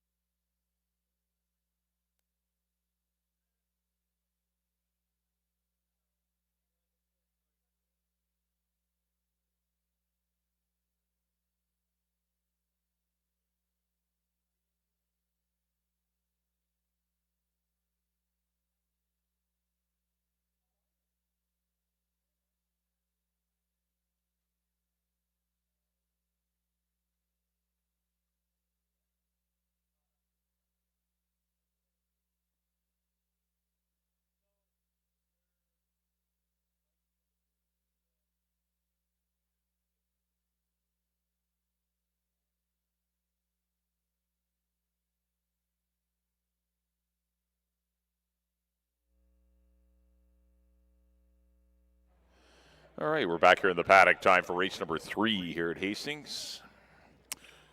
Got a field of non-winners at 2 here. They've all only won 1 race throughout their career, so they're well matched. $4,000 claimers. You got to go 6.5 furlongs. We do kick off the pick 4 here on races 3 through 6. And we have 7 of them signed on. Well, congratulations in race number 2 to Joe and Gloria Russo's Don't Pass the Pepper, as Karen Kellowan carefully rations her speed and just proved best over a very game CC Sunrise. But Don't Pass the Pepper wins it for the Russos, Karen Kellowan and trainer Patty Leaney. Here's the one. This is Barbary Bandit. I like this horse tonight. I'm going to take a shot on this one. I know he's had a lot of chances to get that second W, but had some trouble in a couple of races that have, caused him to lose a little more often than he should. But he looks pretty active here in the paddock. He's having fun. Shortens back up to 6.5 furlongs. His race behind Stanford North was very good, I thought. Prior to that, would have won over Devani and Stanford North. This horse was flying, but ran into a parked car on the final turn. Had to check severely. Regathered himself and just missed by 3/4 of a length. I think any of his last 2 sprint runs get him very close to winning tonight. I like the one, Barbary Bandit, with Bebeto Harvey in the irons. Number 2 will be When in Mexico for the Willow Creek Farm. Steve Hansen and Amadeo Perez aboard. Definitely the horse to beat here. This one's dropping from $16,000 straight 3-year-olds, but prior to that was in a non-3-8 and ran reasonably well when hooked on the pace. He's been getting hooked in his races, and I think there is other speed in here. If someone can finally leave him alone on the head end, then he might be able to take his speed the entire way. He's a big, long back son of Bakken. Good work last weekend in 101-1, so he's definitely on his toes. And I've got him for second. Definitely see him winning, but you can only pick one winner, and I'm trying the 1. So I went 1-2 in here. 3 will be New Soup for Baby. He returns to a sprint after it wasn't a bad effort going along. I wouldn't say unsuccessful journey, but was up on the pace. Didn't get any breathers. Ended up running 3rd behind, accordingly, and Rick Stancer, who's also in the lineup tonight. I'd prefer others. He's got some speed to him, but could certainly run well, though, for the Shamrock Racing Stables and owner-trainer Brian Phillips. 4 will be Daddy's Pepper for Jens Jensen and Dino Condolinios. This one interested me a bit, and I thought at the right price might be worth a look. He's got a lot of speed. He's been running against way better horses. He was reclaimed in Calgary last fall. Just the one run this year in an unwinnable race against Back and Overdrive, Counteract, and Rockcliffe. I mean, that was a dirty, tough race. He's in a far better spot here, down at the bottom. Been working well for his return. We'll see how he fares. Silvino Morales aboard. 5 will be Borrowed Equity. Just broke his maiden in his 11th career start. Those numbers are far lower than some of these horses have been producing, so I'm not saying he's going to struggle against these horses, but he's got to get better. He has to continue to improve, and perhaps he will, for Sandra Corson and Mel Snow and Brian Boudramsing. 6 will be Quatreback, 3-year-old taking on older here for Dave and Sylvia Gregory, Edgar Mendoza trainer. This one was a good 3rd behind Brian's Delight and Chickasaw. Got some speed. There's speed inside of him with When in Mexico and New Soup for Baby and Daddy's Pepper. Front end could get crowded. And the 7 will be Rick Stancer. Good runner-up effort to Accordingly going along. Prior to that, a good runner-up effort to Stanford North sprinting. He shouldn't be 9-1. I think he's a better chance than that for Robin Sheena Maben. Chris Mamdine up. I went 1, 2, and 6. Kind of like, got a little love for Barbary Bandit. I've been following this horse for a while, and hopefully today's the day for him. Good luck here in race 3.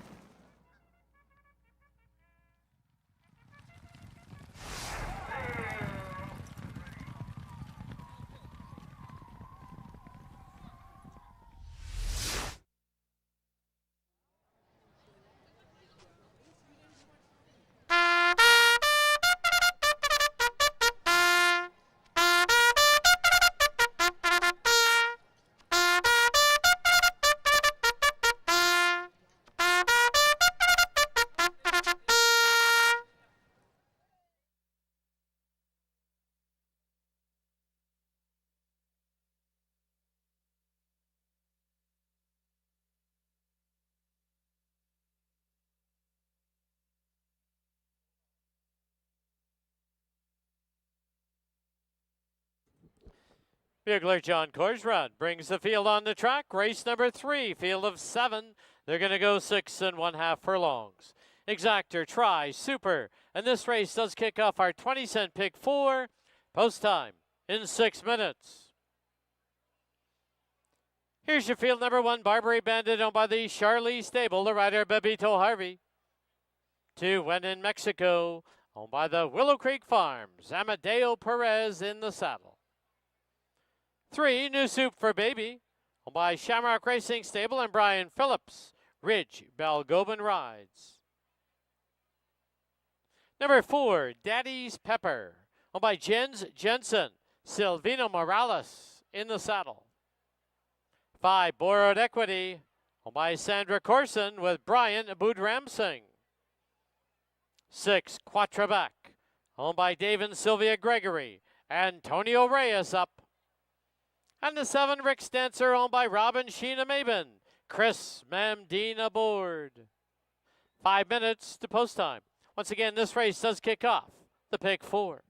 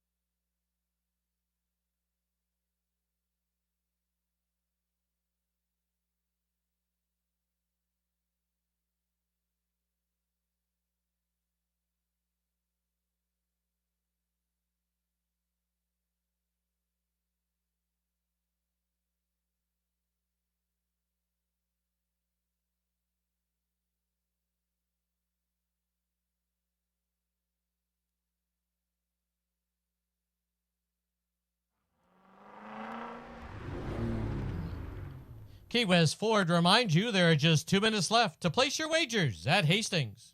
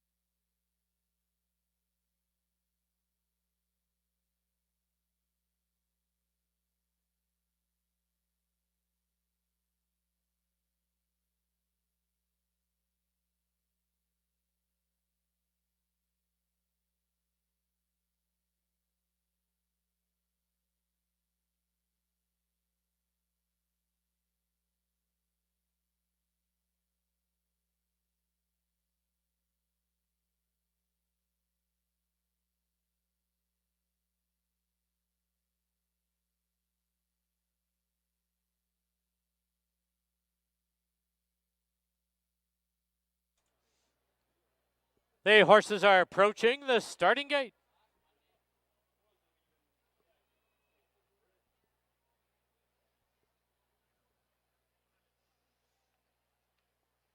Tonight's third race named in honor of Alice Dawn.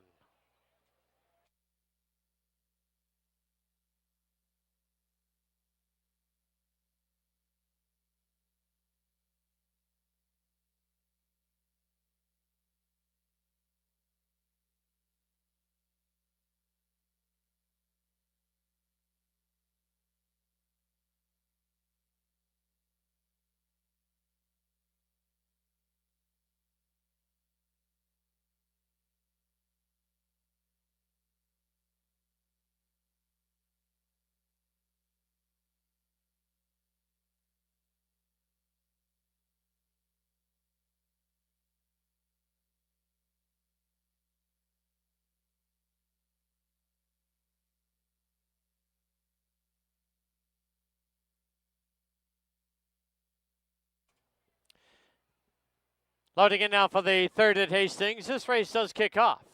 Our pick 4. When in Mexico to gate 2.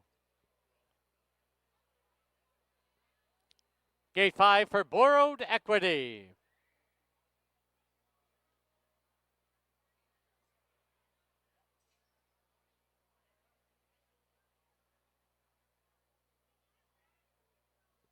Next one up is Quattraback.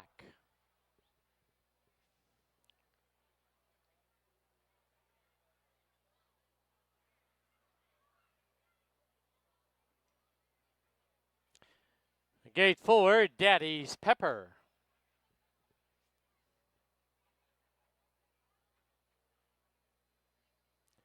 New Soup for Baby moves in.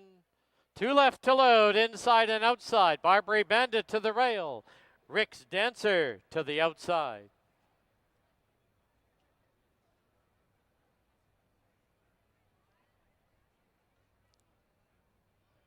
Seven in, they're at the post. There they go. Quattraback from the outside is quick at the break and on the early lead, but moving through When in Mexico. Far outside now is Rick's Dancer as they go under the line. When in Mexico leads it now by 3/4 of a length. Quattraback is second. Barbary Bandit at the rail has got a good spot in third. From the outside, Rick's Dancer in fourth. Followed by Daddy's Pepper in fifth. 2 further back now, New Soup for Baby, and 2 to the trailer, Borrowed Equity. The opening quarter in 22-2. As they head down the backstretch, When in Mexico leads it by a tight length. Rick's Dancer now moving up on the outside. In between them is Quattraback. Then 2.5 lengths back is Barbary Bandit. And in between runners, Borrowed Equity. They've reached the far turn. The half comes up in 46-2. And When in Mexico, Rick's Dancer, 2.5 lengths back is Quattraback, Borrowed Equity, then Barbary Bandit, back to New Soup for Baby as they get set to turn for home. When in Mexico leads it now by 2, and down the lane they come. When in Mexico, at the rail, Quattraback, Borrowed Equity. When in Mexico will win it. 3-horse Bob for second. Borrowed Equity, Rick's Dancer, and at the rail, Quattraback.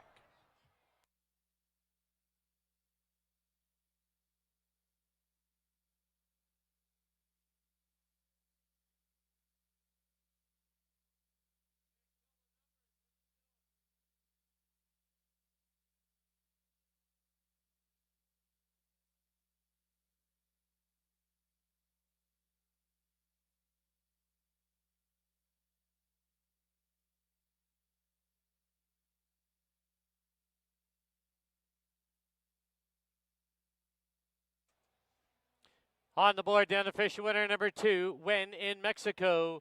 There is a photo for second. Hold all tickets. 2 and a photo.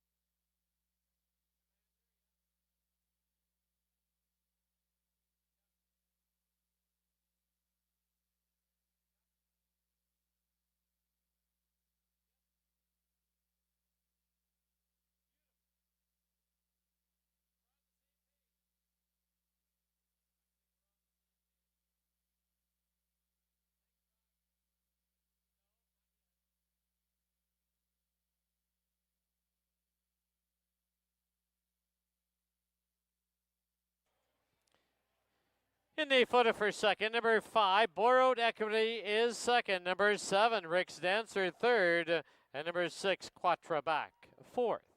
2, 5, 7, 6 on the board.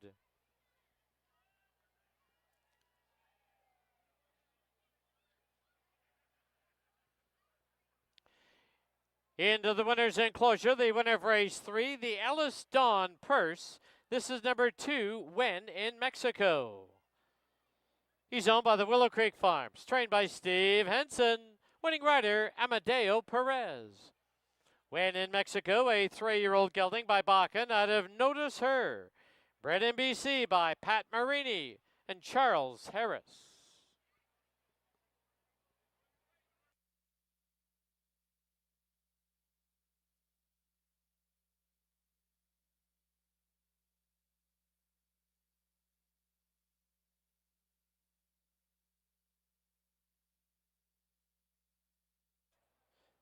Once again, race 3 brought to you by Ellis Dawn.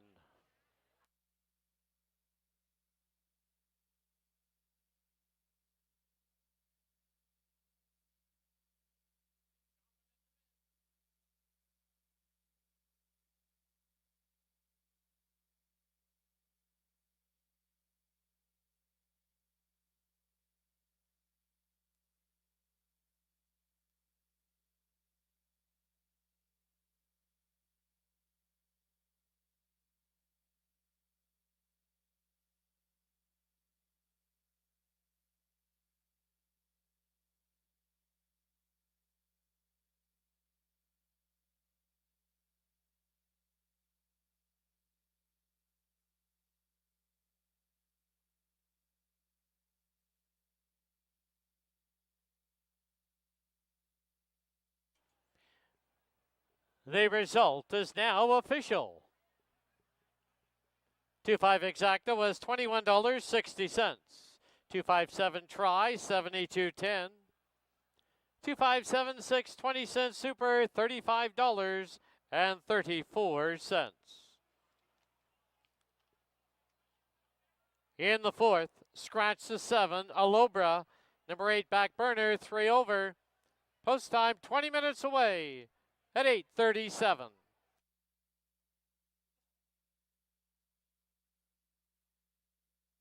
All right, time for our final heat of our Corgi races on this Friday night.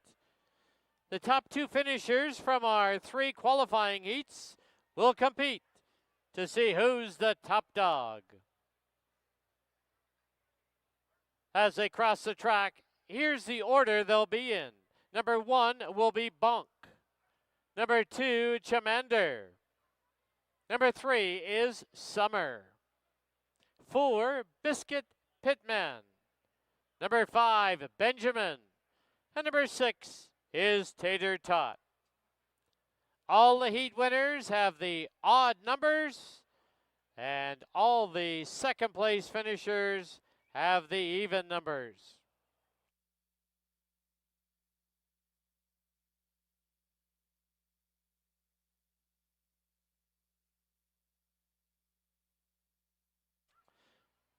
First time under the lights as we compete for the final.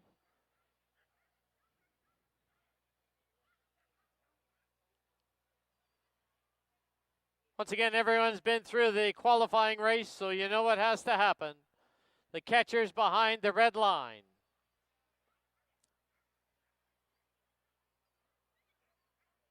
Starter Brock Lazarek giving them their final instructions.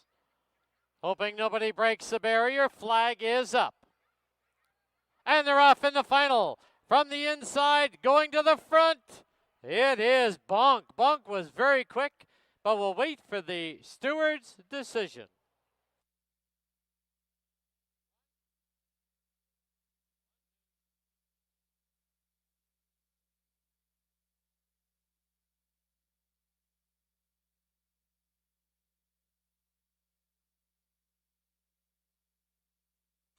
After review, the top dog is number 1, Bonk.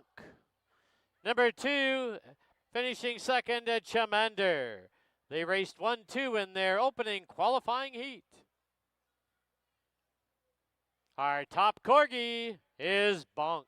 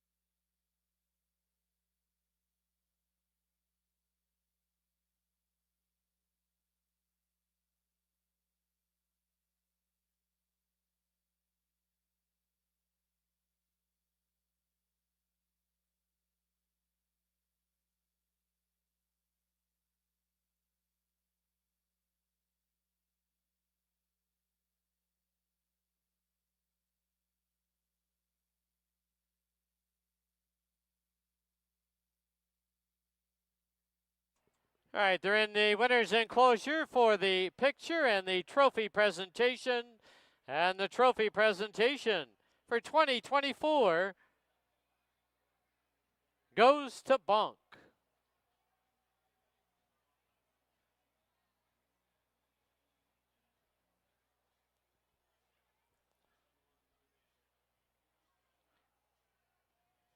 Congratulations to all of our corgi contestants, and especially to Bonk.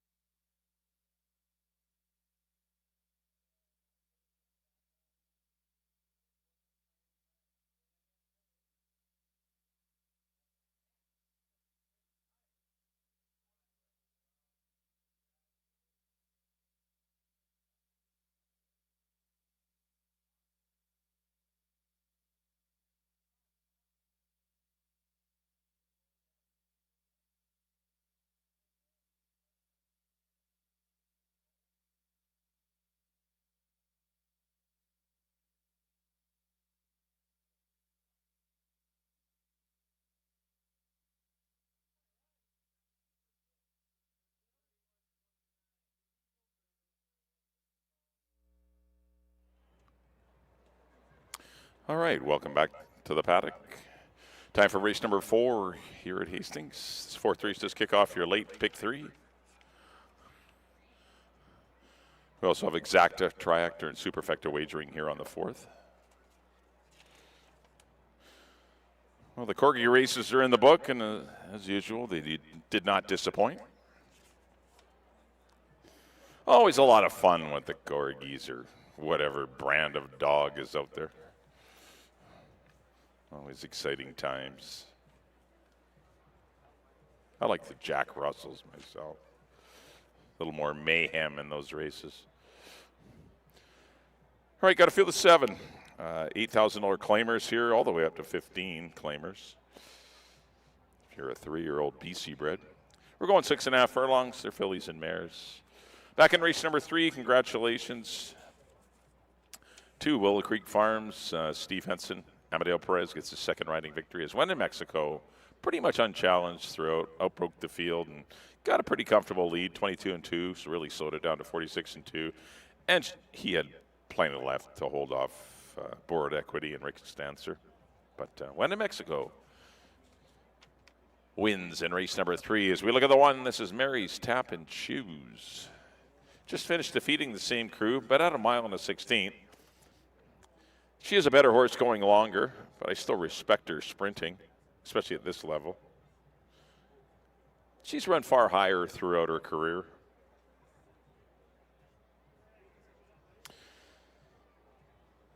Owned by Conrad Rozenek, trained by Mel Snow, and ridden by Brian Boudram Singh. This horse will be one of the back markers early, but there could be some speed on in here. There is, you got Lola M, you got Licorice, you got Backburner. There could be something going on the front end.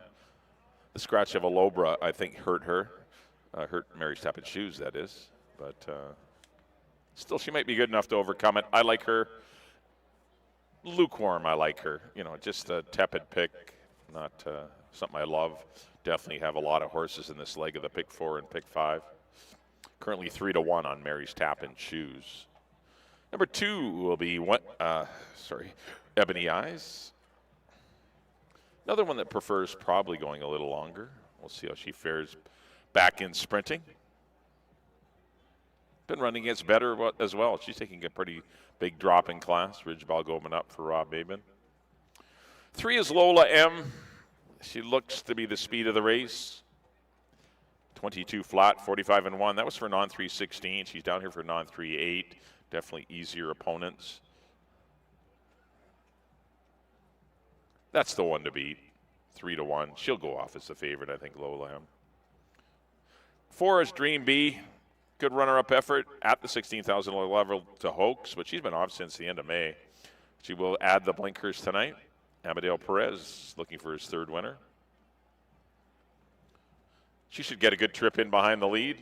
Definitely like her chances. She's one of many in here. I think the 1, 3, and the 4, they're all 1, 3, 4, 8 actually are the 4 horses that I really think are good in here. 5 is Mary Blue. She ran second to Penalty to Rangers and a softer non-3 for 4. First run off the claim for Kevin Scott. 6 will be a Licorice for Stu Spencer and Keith Peterson. Another one dropping in class from 16. This 8's kind of come up tough with a lot of class droppers. Antonio Reyes rides. And number 8 will be Backburner, a 3-year-old filly dropping out of the 16 non-3s and has a lot of speed. She's had one win this year. Her speed makes her dangerous. She's got Kamal Santo aboard. He was aboard for that victory back on May the 25th. And he is in the saddle again tonight. 1, 3, 4, 8 for me here in the 4th. We do kick off your late pick 3. Good luck.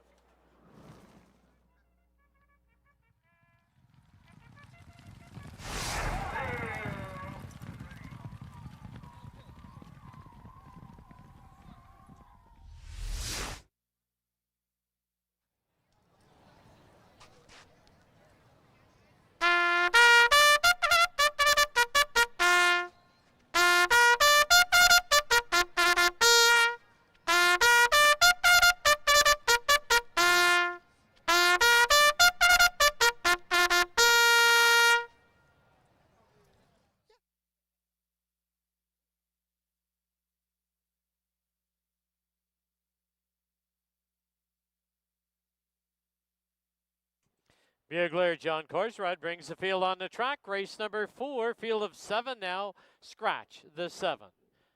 They're going to go 6 1/2 furlongs. Exactor, try, super, and pick 3. Wagering. Post time in 6 minutes. Here's the field number 1. Mary's Tappin' Shoes, owned by Conrad Rosenek with Brian Budramsing. Number 2, Ebony Eyes, owned by Robin Sheena Maben. Ridge Balgobin aboard. 3, Lola M, owned by the Night and Day Stable, Joanne Todd and S&D Holdings, Silvino Morales aboard.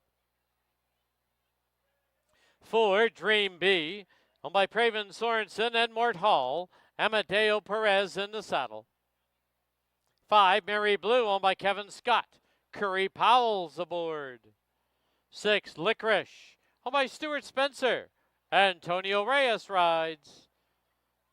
And the 8, Back Burner, owned by Todd Mountain Thoroughbreds and James Reddicup. Kamal Santo up. 5 minutes to post time.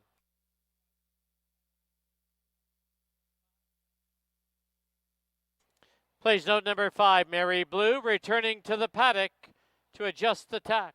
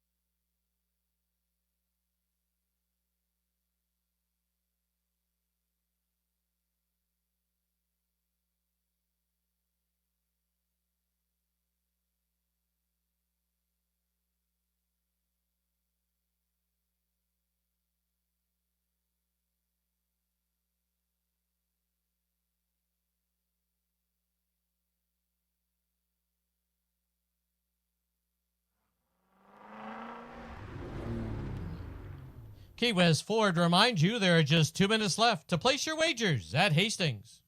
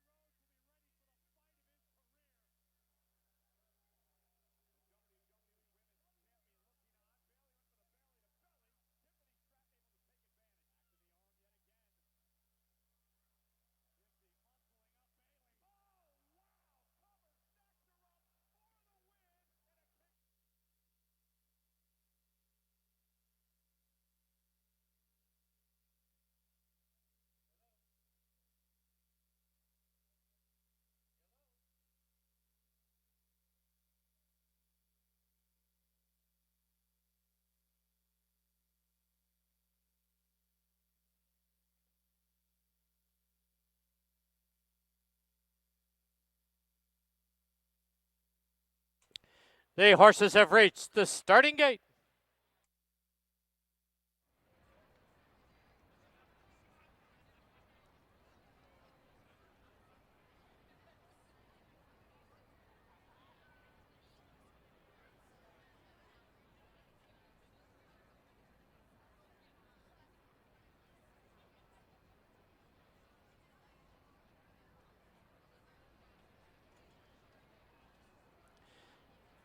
Loading in now for the 4th at Hastings.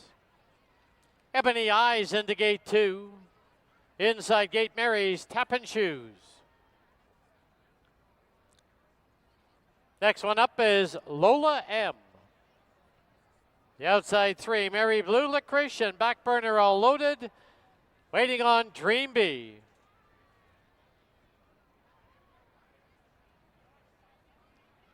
Seven in. They're at the post.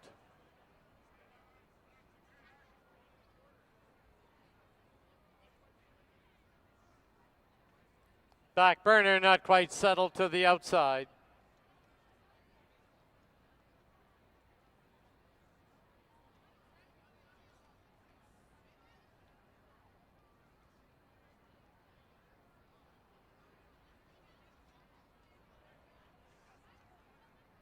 There they go. From the rail, Mary's Tap and Shoes, Lola M right there, and moving up on the outside, here's Licorice. As they pass by us now for the first time, Lola M has the rail and the lead by a head. Licorice second by 2, Mary's Tap and Shoes in third, Back Burner is 4th. There's a break of 5 now. On the inside, as they go to the turn, we have Mary Blue. On the outside is Ebony Eyes, and the early trailer is Dream Bee. As they turn for the backstretch, the opening quarter in 22 and 2. And as they head down the backstretch, Lola M from the rail by a head. Licorice pressuring on the outside. 2.5 lengths back, Mary's Tap and Shoes, followed by Back Burner in 4th. Then there's a break of 3 to Dream Bee, Ebony Eyes, and Mary Blue. The half up in 46 flat, 3/16 from home.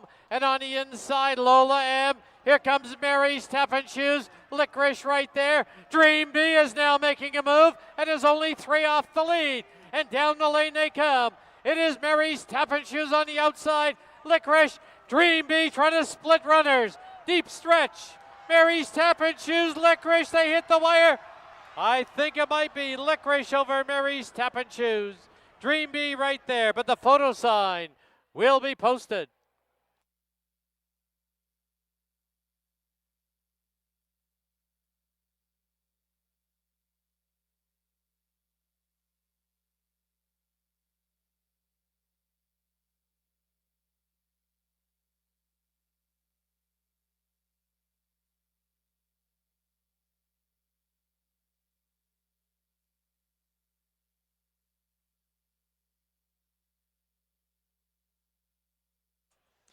The photo sign has been posted. Hold all tickets.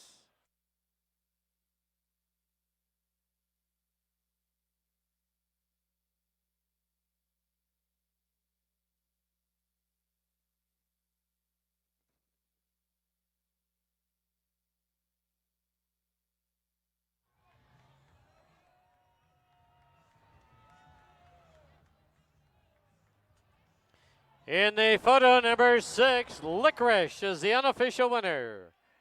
Number 1, Mary's Tap and Shoes second. Number 4, Dream Bee third. Number 3, Lola M fourth. 6143 on the board, unofficial.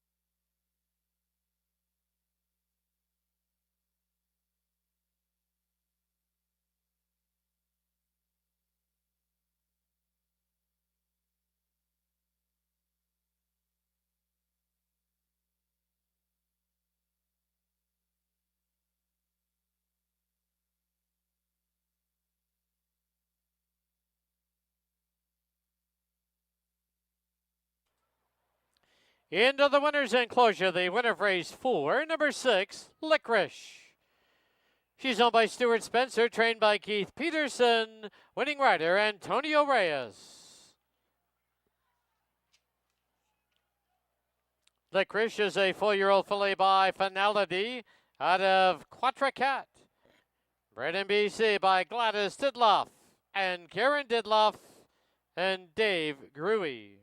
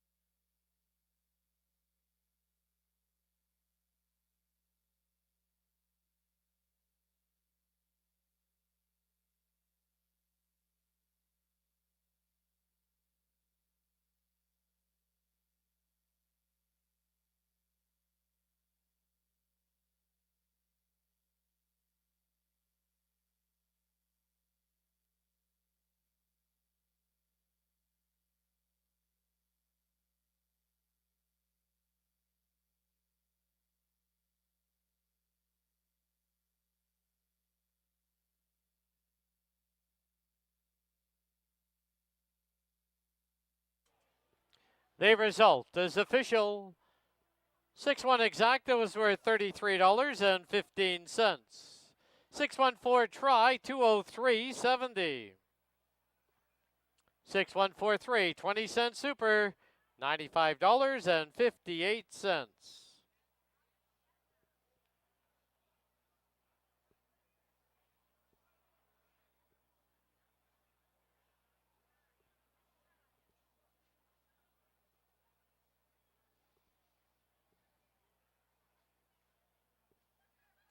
Final running time 117 and 39 100ths.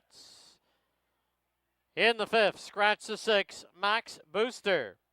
7, thinking back, 5 over, 9 on my good side, 1 pound over. Post time, 19 minutes away, 9:07.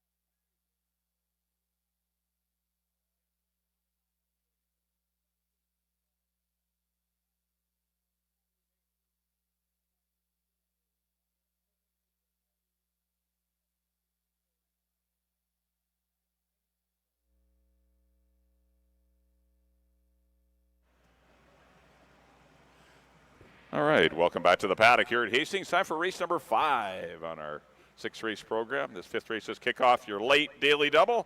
We also have exacta, triactor, and superfecta wagering here on the 5th. Well, backtracking to race number 4, congratulations to Stu Spencer, Keith Peterson, Antonio Reyes is Licorice. Very game in victory. Just holding off a very good Mary's Tappin' Shoes and Dream Bee. It was a good race in race 4, but Licorice proved best. On to the next puzzle. Scratch the 6 max booster, so we're down to a field of 8 here. Going 6.5. They are $4,000 claimers. They're maidens. None of them have won a race ever. Someone will break through with a victory today. Get their first lifetime win. And here's the one. This is Railway Police for the Shamrock Racing Stables. Got good speed, the son of Rallis. Look for him to be part of the lead early. Got pretty good gate speed. Chris Mamdine will be aboard for Brian Phillips in the Shamrock Racing Stables. So, last couple of works have been good. Been off for about 5 weeks now.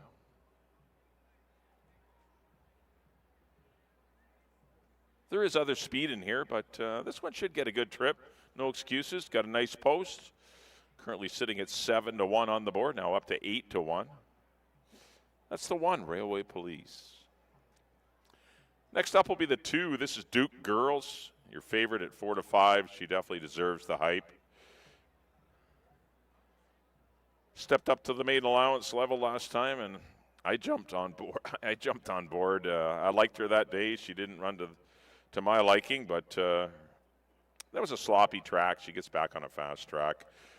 You look 2 starts back at the maiden 16 level. She was a distant second to Eddie's Girl, but still she beat some pretty nice fillies that day.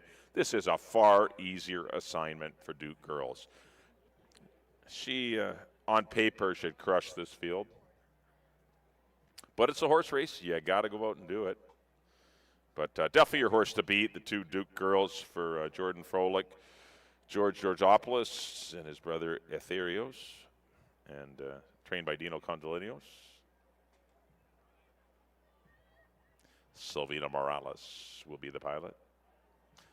That's the 2 Duke Girls. She's my key of the day. Any wagers, the 2 was going to be the key. And trying to play an exactor or a try or a superfecta, I think probably pretty wise to have her in the win position. 3 will be B Sparky for the Rocking Barbie outfit and Frank Barabee.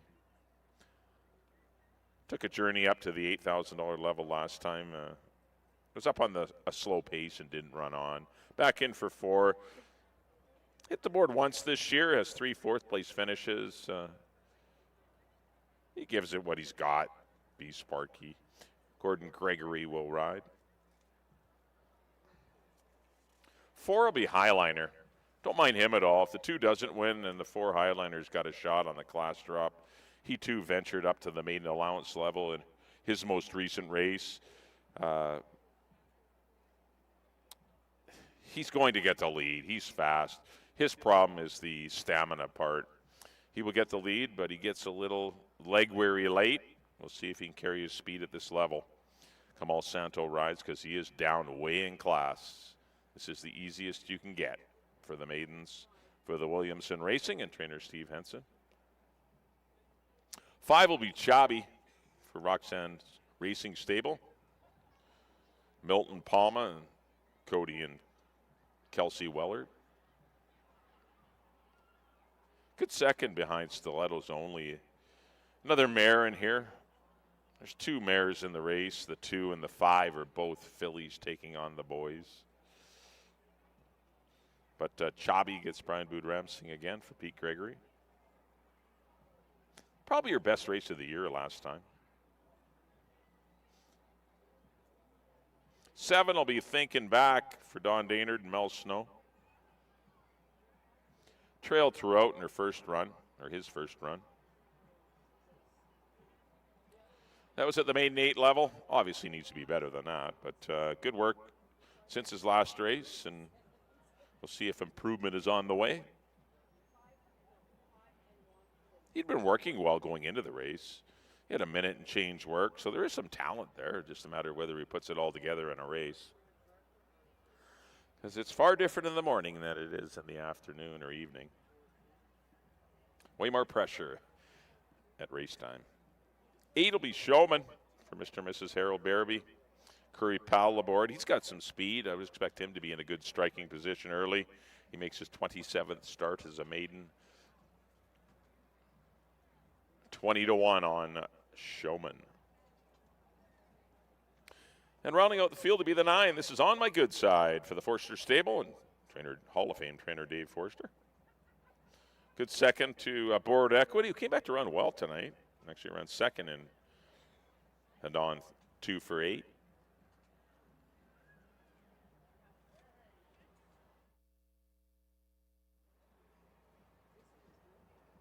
Antonio Reyes looking for back-to-back wins. Nice win aboard Licorice in race number 4. Post is the tricky part for this one. See if he can work out some sort of trip. I mean, on paper, this race is 2-4. I mean, it's just basically that simple. Even though it is a filly, the 2-horse still should be able to beat a lot of these. Highliner is probably the best gelding in the race.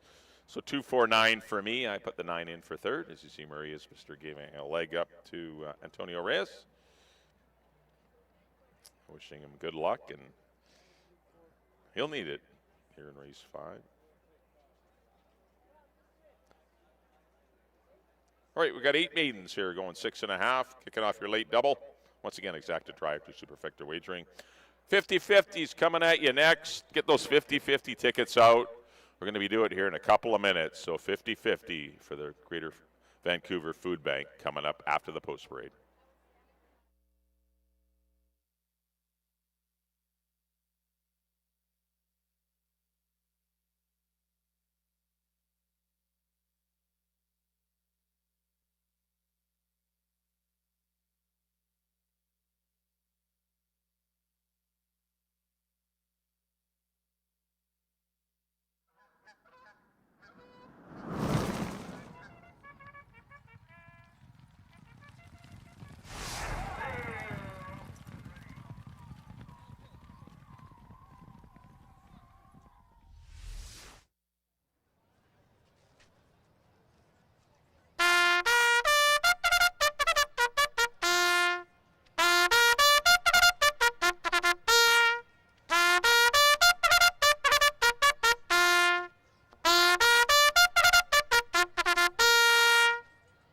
Bigler John Korsrud brings the field on the track for race number 5. Scratch the 6, Max Booster, field of 8 now to go, 6 1/2 furlongs. Exactor, Triactor, Superfecta, daily double wagering. Post time, 6 minutes away. Here's the field number 1, Railway Police over the Shamrock Racing Stable Limited, Chris Mamdeen rides. Number 2, Duke Girls, owned by Jordan Froelich, George Georgopoulos, and Terry Georgopoulos with Silvino Morales. 3, B Sparky, owned by the Rocking Barbie outfit, Gordon Gregory rides. 4, Highliner, owned by J.G. Williamson Racing, Kamal Santo aboard. Number 5, Chubby, owned by Roxanne's Racing Stable, Milton Palma, Cody Wellard and Kelsey Wellard with Brian Boudram Singh. 7, Thinking Back, owned by Don Daynard and Mel Snow with Bobito Harvey. The 8, Showman, owned by Mr. and Mrs. Harold Barabee, Curry Powell rides. And the 9, On My Good Side, owned by the Forster Stable, Antonio Reyes in the saddle. 5 minutes to post time.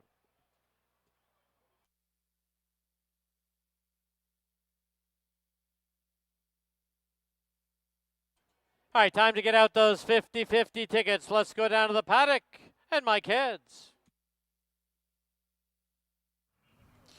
Thanks, Dan. Yes, it's time to do the 50-50 draw for the Greater Vancouver Food Bank. We managed to raise $990 to the winner, and I got Sabrina here from the Greater Vancouver Food Bank to make the draw.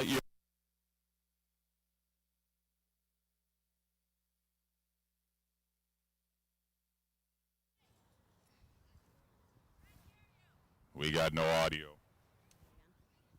Sorry. Do it. Oh, I can need my glasses now. Oh, boy. What does that say? 459. 32. 32. 459 3232. You have 15 minutes to get to the winner's circle, the blue tent right behind the winner's circle. Thanks, everyone, for your participation for the Greater Vancouver Food Bank.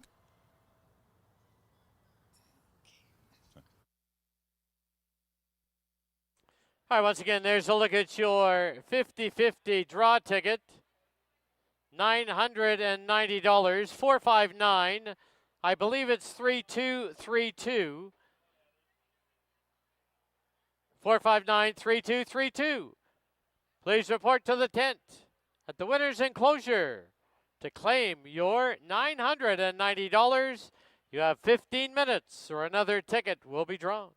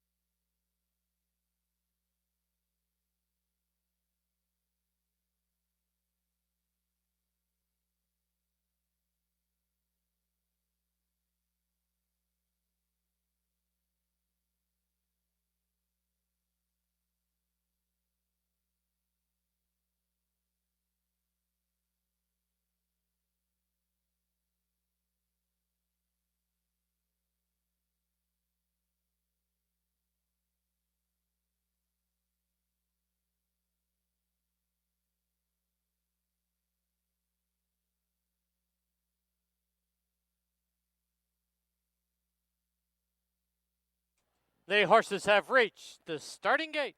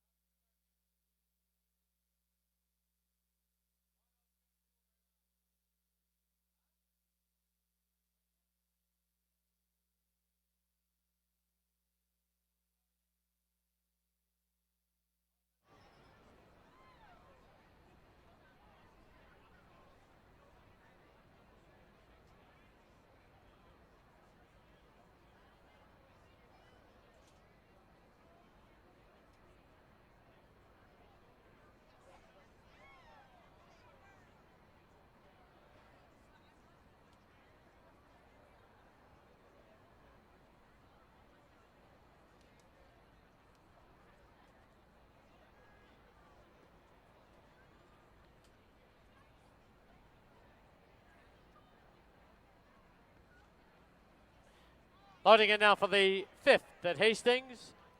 Thinking back, the first one up. Chabi goes in. Inside gate is Railway Police. Followed by Duke Girls, Highliner, B Sparky, 2 left to load, Showman, and On My Good Side.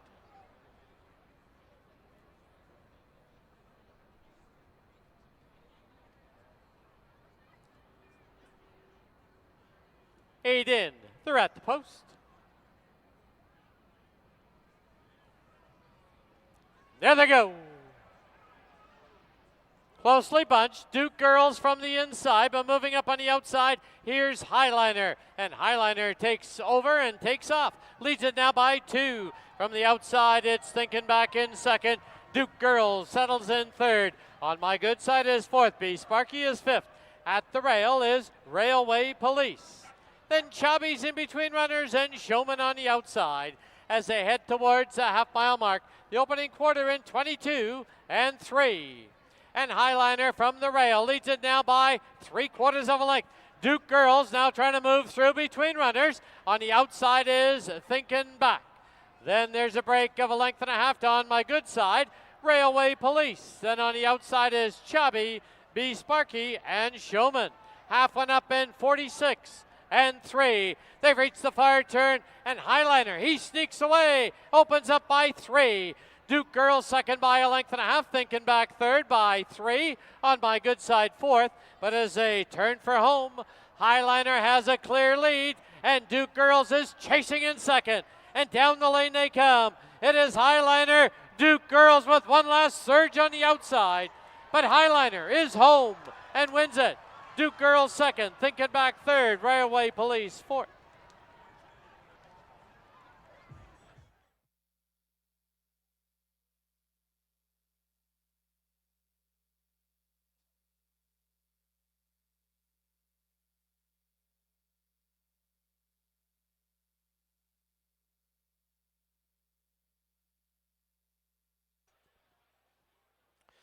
On the board, the unofficial winner, number 4, Highliner.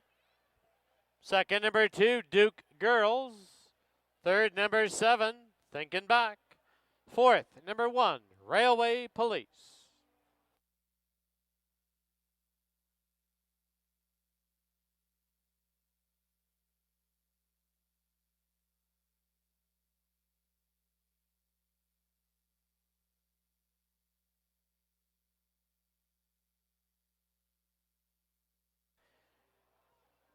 And just a note that our 50-50 draw has been claimed.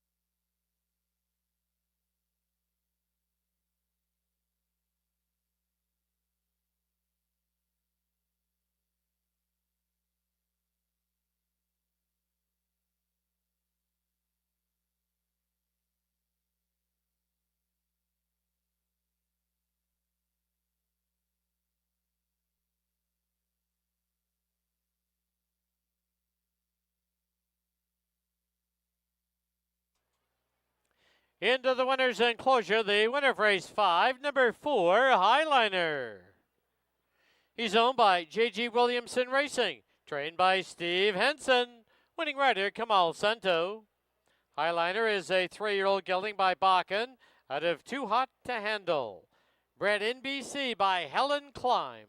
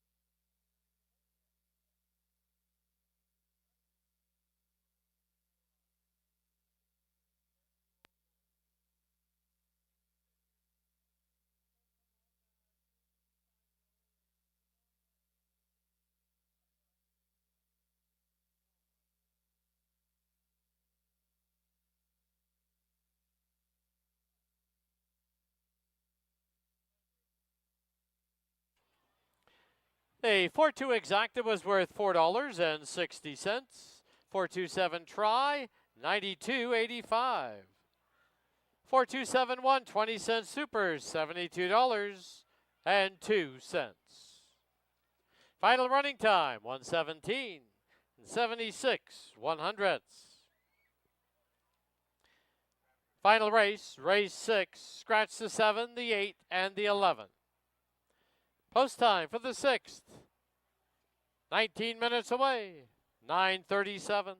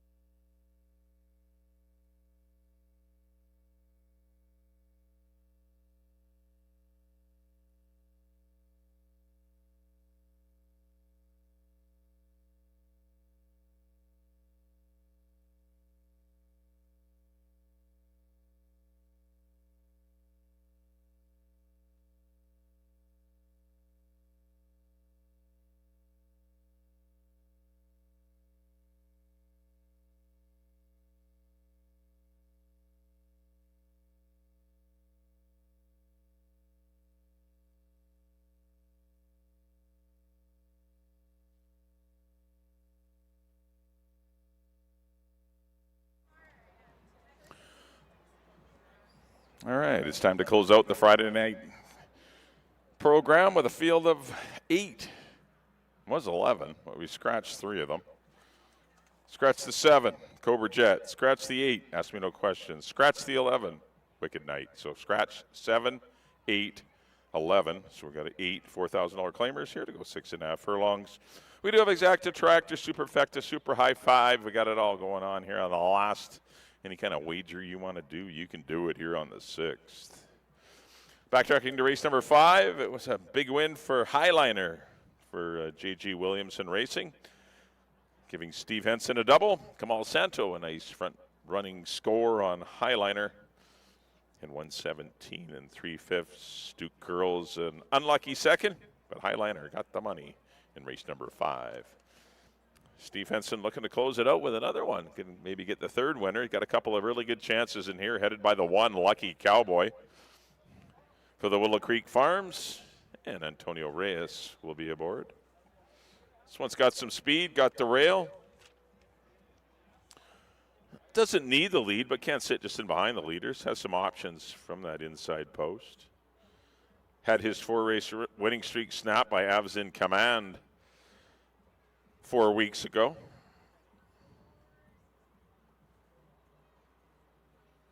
Looks good here in the paddock. I've got him to win it, but he's one of many that can win in here. I know it's kind of a cop-out, but I did pick him, but he's just another lukewarm pick. He's in with a chance with the right kind of trip, and if someone gets a better trip, he'll run 2nd or 3rd. But definitely one of the better chances in here, the 1 Lucky Cowboy at 2-1. Number 2 will be More Than Soul Title. He's a big price at 30-1. With the right trip, he can win. He crushed him 2 starts back. I know it is an easier race, the non-winners of the year against You Don't Own Me and Slew's the Boss. He didn't get much of a trip after getting squeezed at the break last time, and so once he was doomed after getting no position. When he gets position, he can run pretty fast. He went 117 flat there on July 20th. So you know he's got it in him. As I said, with the right kind of trip. I'm going to say that a lot in this race, with the right kind of trip. Because these are very comparable. They're evenly matched. This is there's no standout in here at all. Larry Seacheran rides for Dino. And owner Jordan Froelich. They had a good second with Duke Girls in race number 5. 3 will be Deputy's Dancer for Joe and Gloria Russo and Patty Laney. They're looking for their 2nd winner today. Of course, they scored earlier with Don't Pass the Pepper. This one's never really out of it. Got beat 1.5 lengths last time in Quagmire, ran 4th. This one was reclaimed 2 starts back. Patty had the horse last year, or this spring.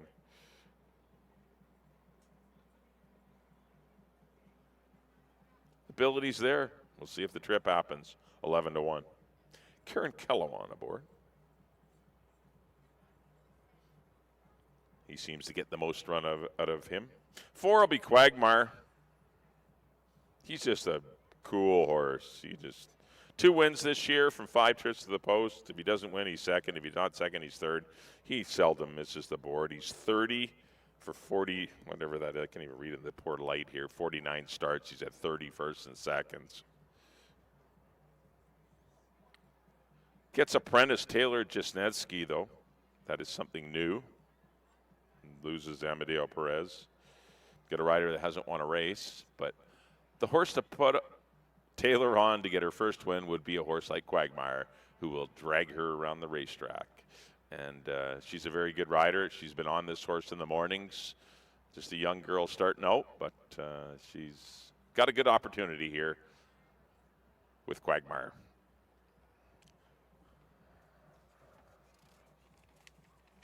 Five will be Ready Hero for Jordan Froelich and Dino.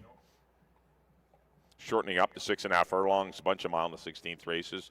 Hey, who knows? This horse, if the pace is on, once again, get the right kind of trip, sneak through between horses. This horse can get a big chunk of it. 6-1 on Ready Hero with Kamal Santo. 6 is Knopfler. He never runs a bad race, not this year anyway. 7 starts, 2 wins, 3 seconds, 2/3. Just a real ATM for owners Stu Spencer and Vanessa Peterson. Keith Peterson does the training. This tandem looking for a double today. Of course, they won earlier with Licorice. Silvino Morales will be aboard. 9 will be Something Elusive. Second run off the claim for Greg Menine in the Sasquatch Stables. Curry Powell will ride. Obviously needs to improve off his last couple. And the 10 will be You Don't Own Me. Going to shorten up to 6.5. Outside post won't be a problem for him. Just a matter of kind of tucking in a bit and getting a decent trip. Chris Mamdine up for the Minnaloushe Stables and Dave Milburn. All right, there's a good look at You Don't Own Me at 13-1. All right, there's your field of 8 $4,000 claimers. They've all won a race this year. Good, well-matched group. I went 1, 4, and 6, but there's far more going on in this than that. So good competitive field to close it out. Thanks for coming out tonight, everyone. Good luck, everyone, on the last. Don't forget, we're racing tomorrow. First race at 2:30. Got 2 stakes races for you tomorrow. The SW Randall Plate and the Delta Colleen. 2 big stakes races tomorrow. First race at 2:30. Good luck on the last. We'll see you tomorrow. Good night, everyone.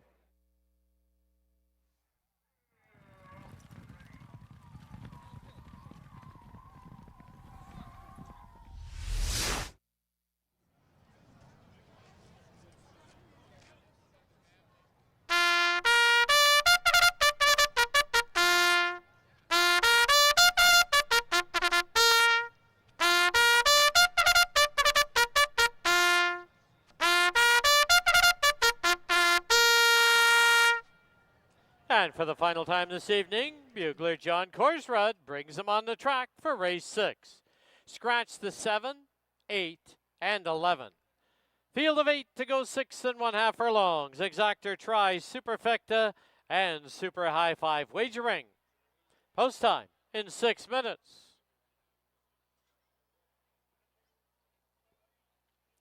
Once again, a reminder, live racing continues here tomorrow afternoon. 7 races, 2 stakes. First race, 2:30.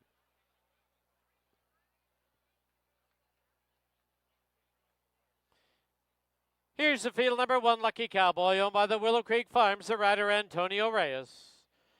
Number 2, More Than Soul Title, owned by Jordan Frolick and Dino Condolinius. Leary Cicheran takes the call. 3, Deputies Dancer, owned by Joe Russo and Gloria Russo. Kieran Kellewan aboard. Number 4, Quagmire, owned by Laurie Henson, Helen Climbs, and Sharon Pring. The rider is apprentice Taylor Jasinski.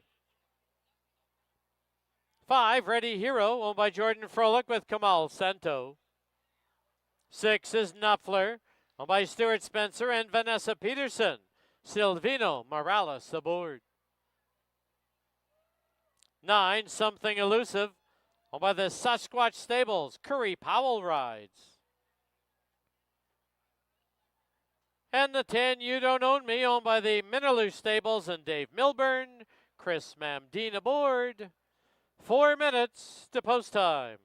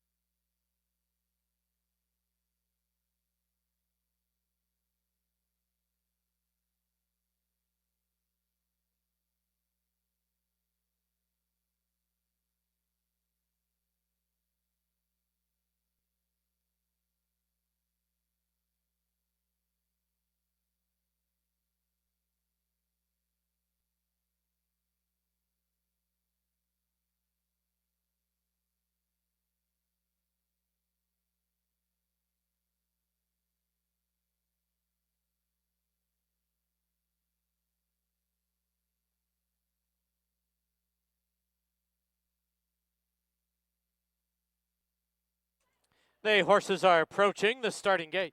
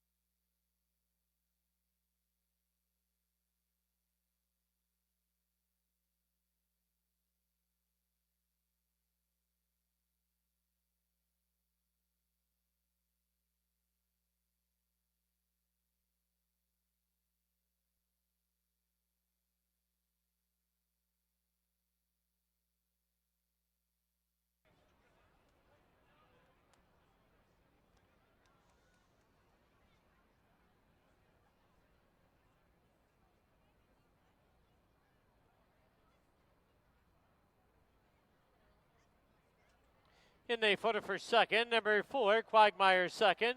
5, Ready Hero third. 9, Something Elusive fourth. 10, You Don't Own Me completes the Super High 5.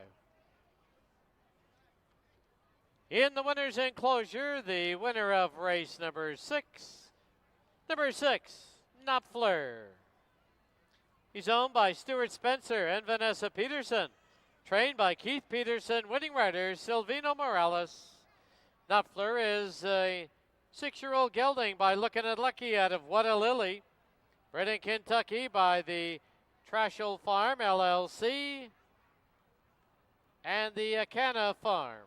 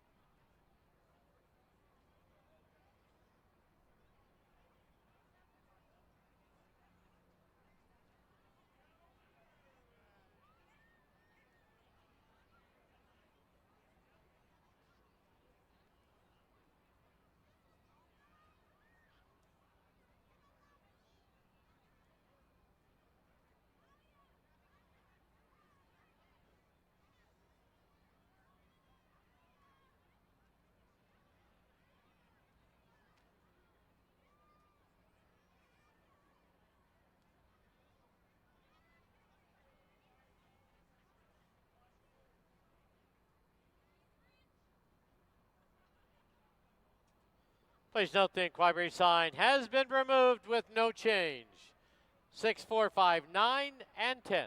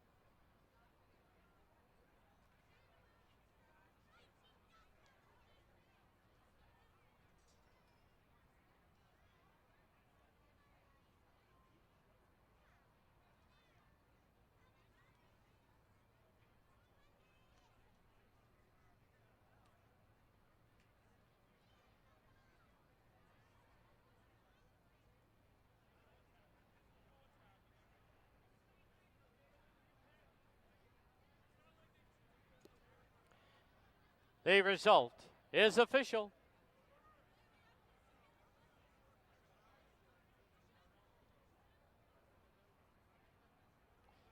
6-4 exacta was 1660. The try was 68.05.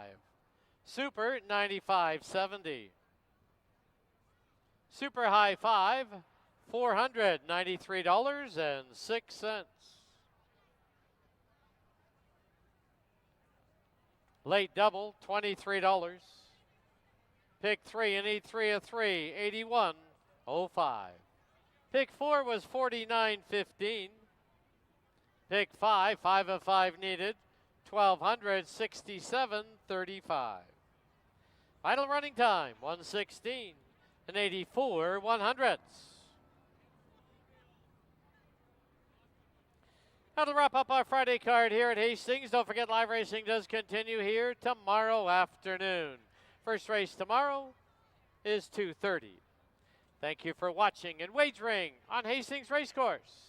Until tomorrow, drive safely. Good night.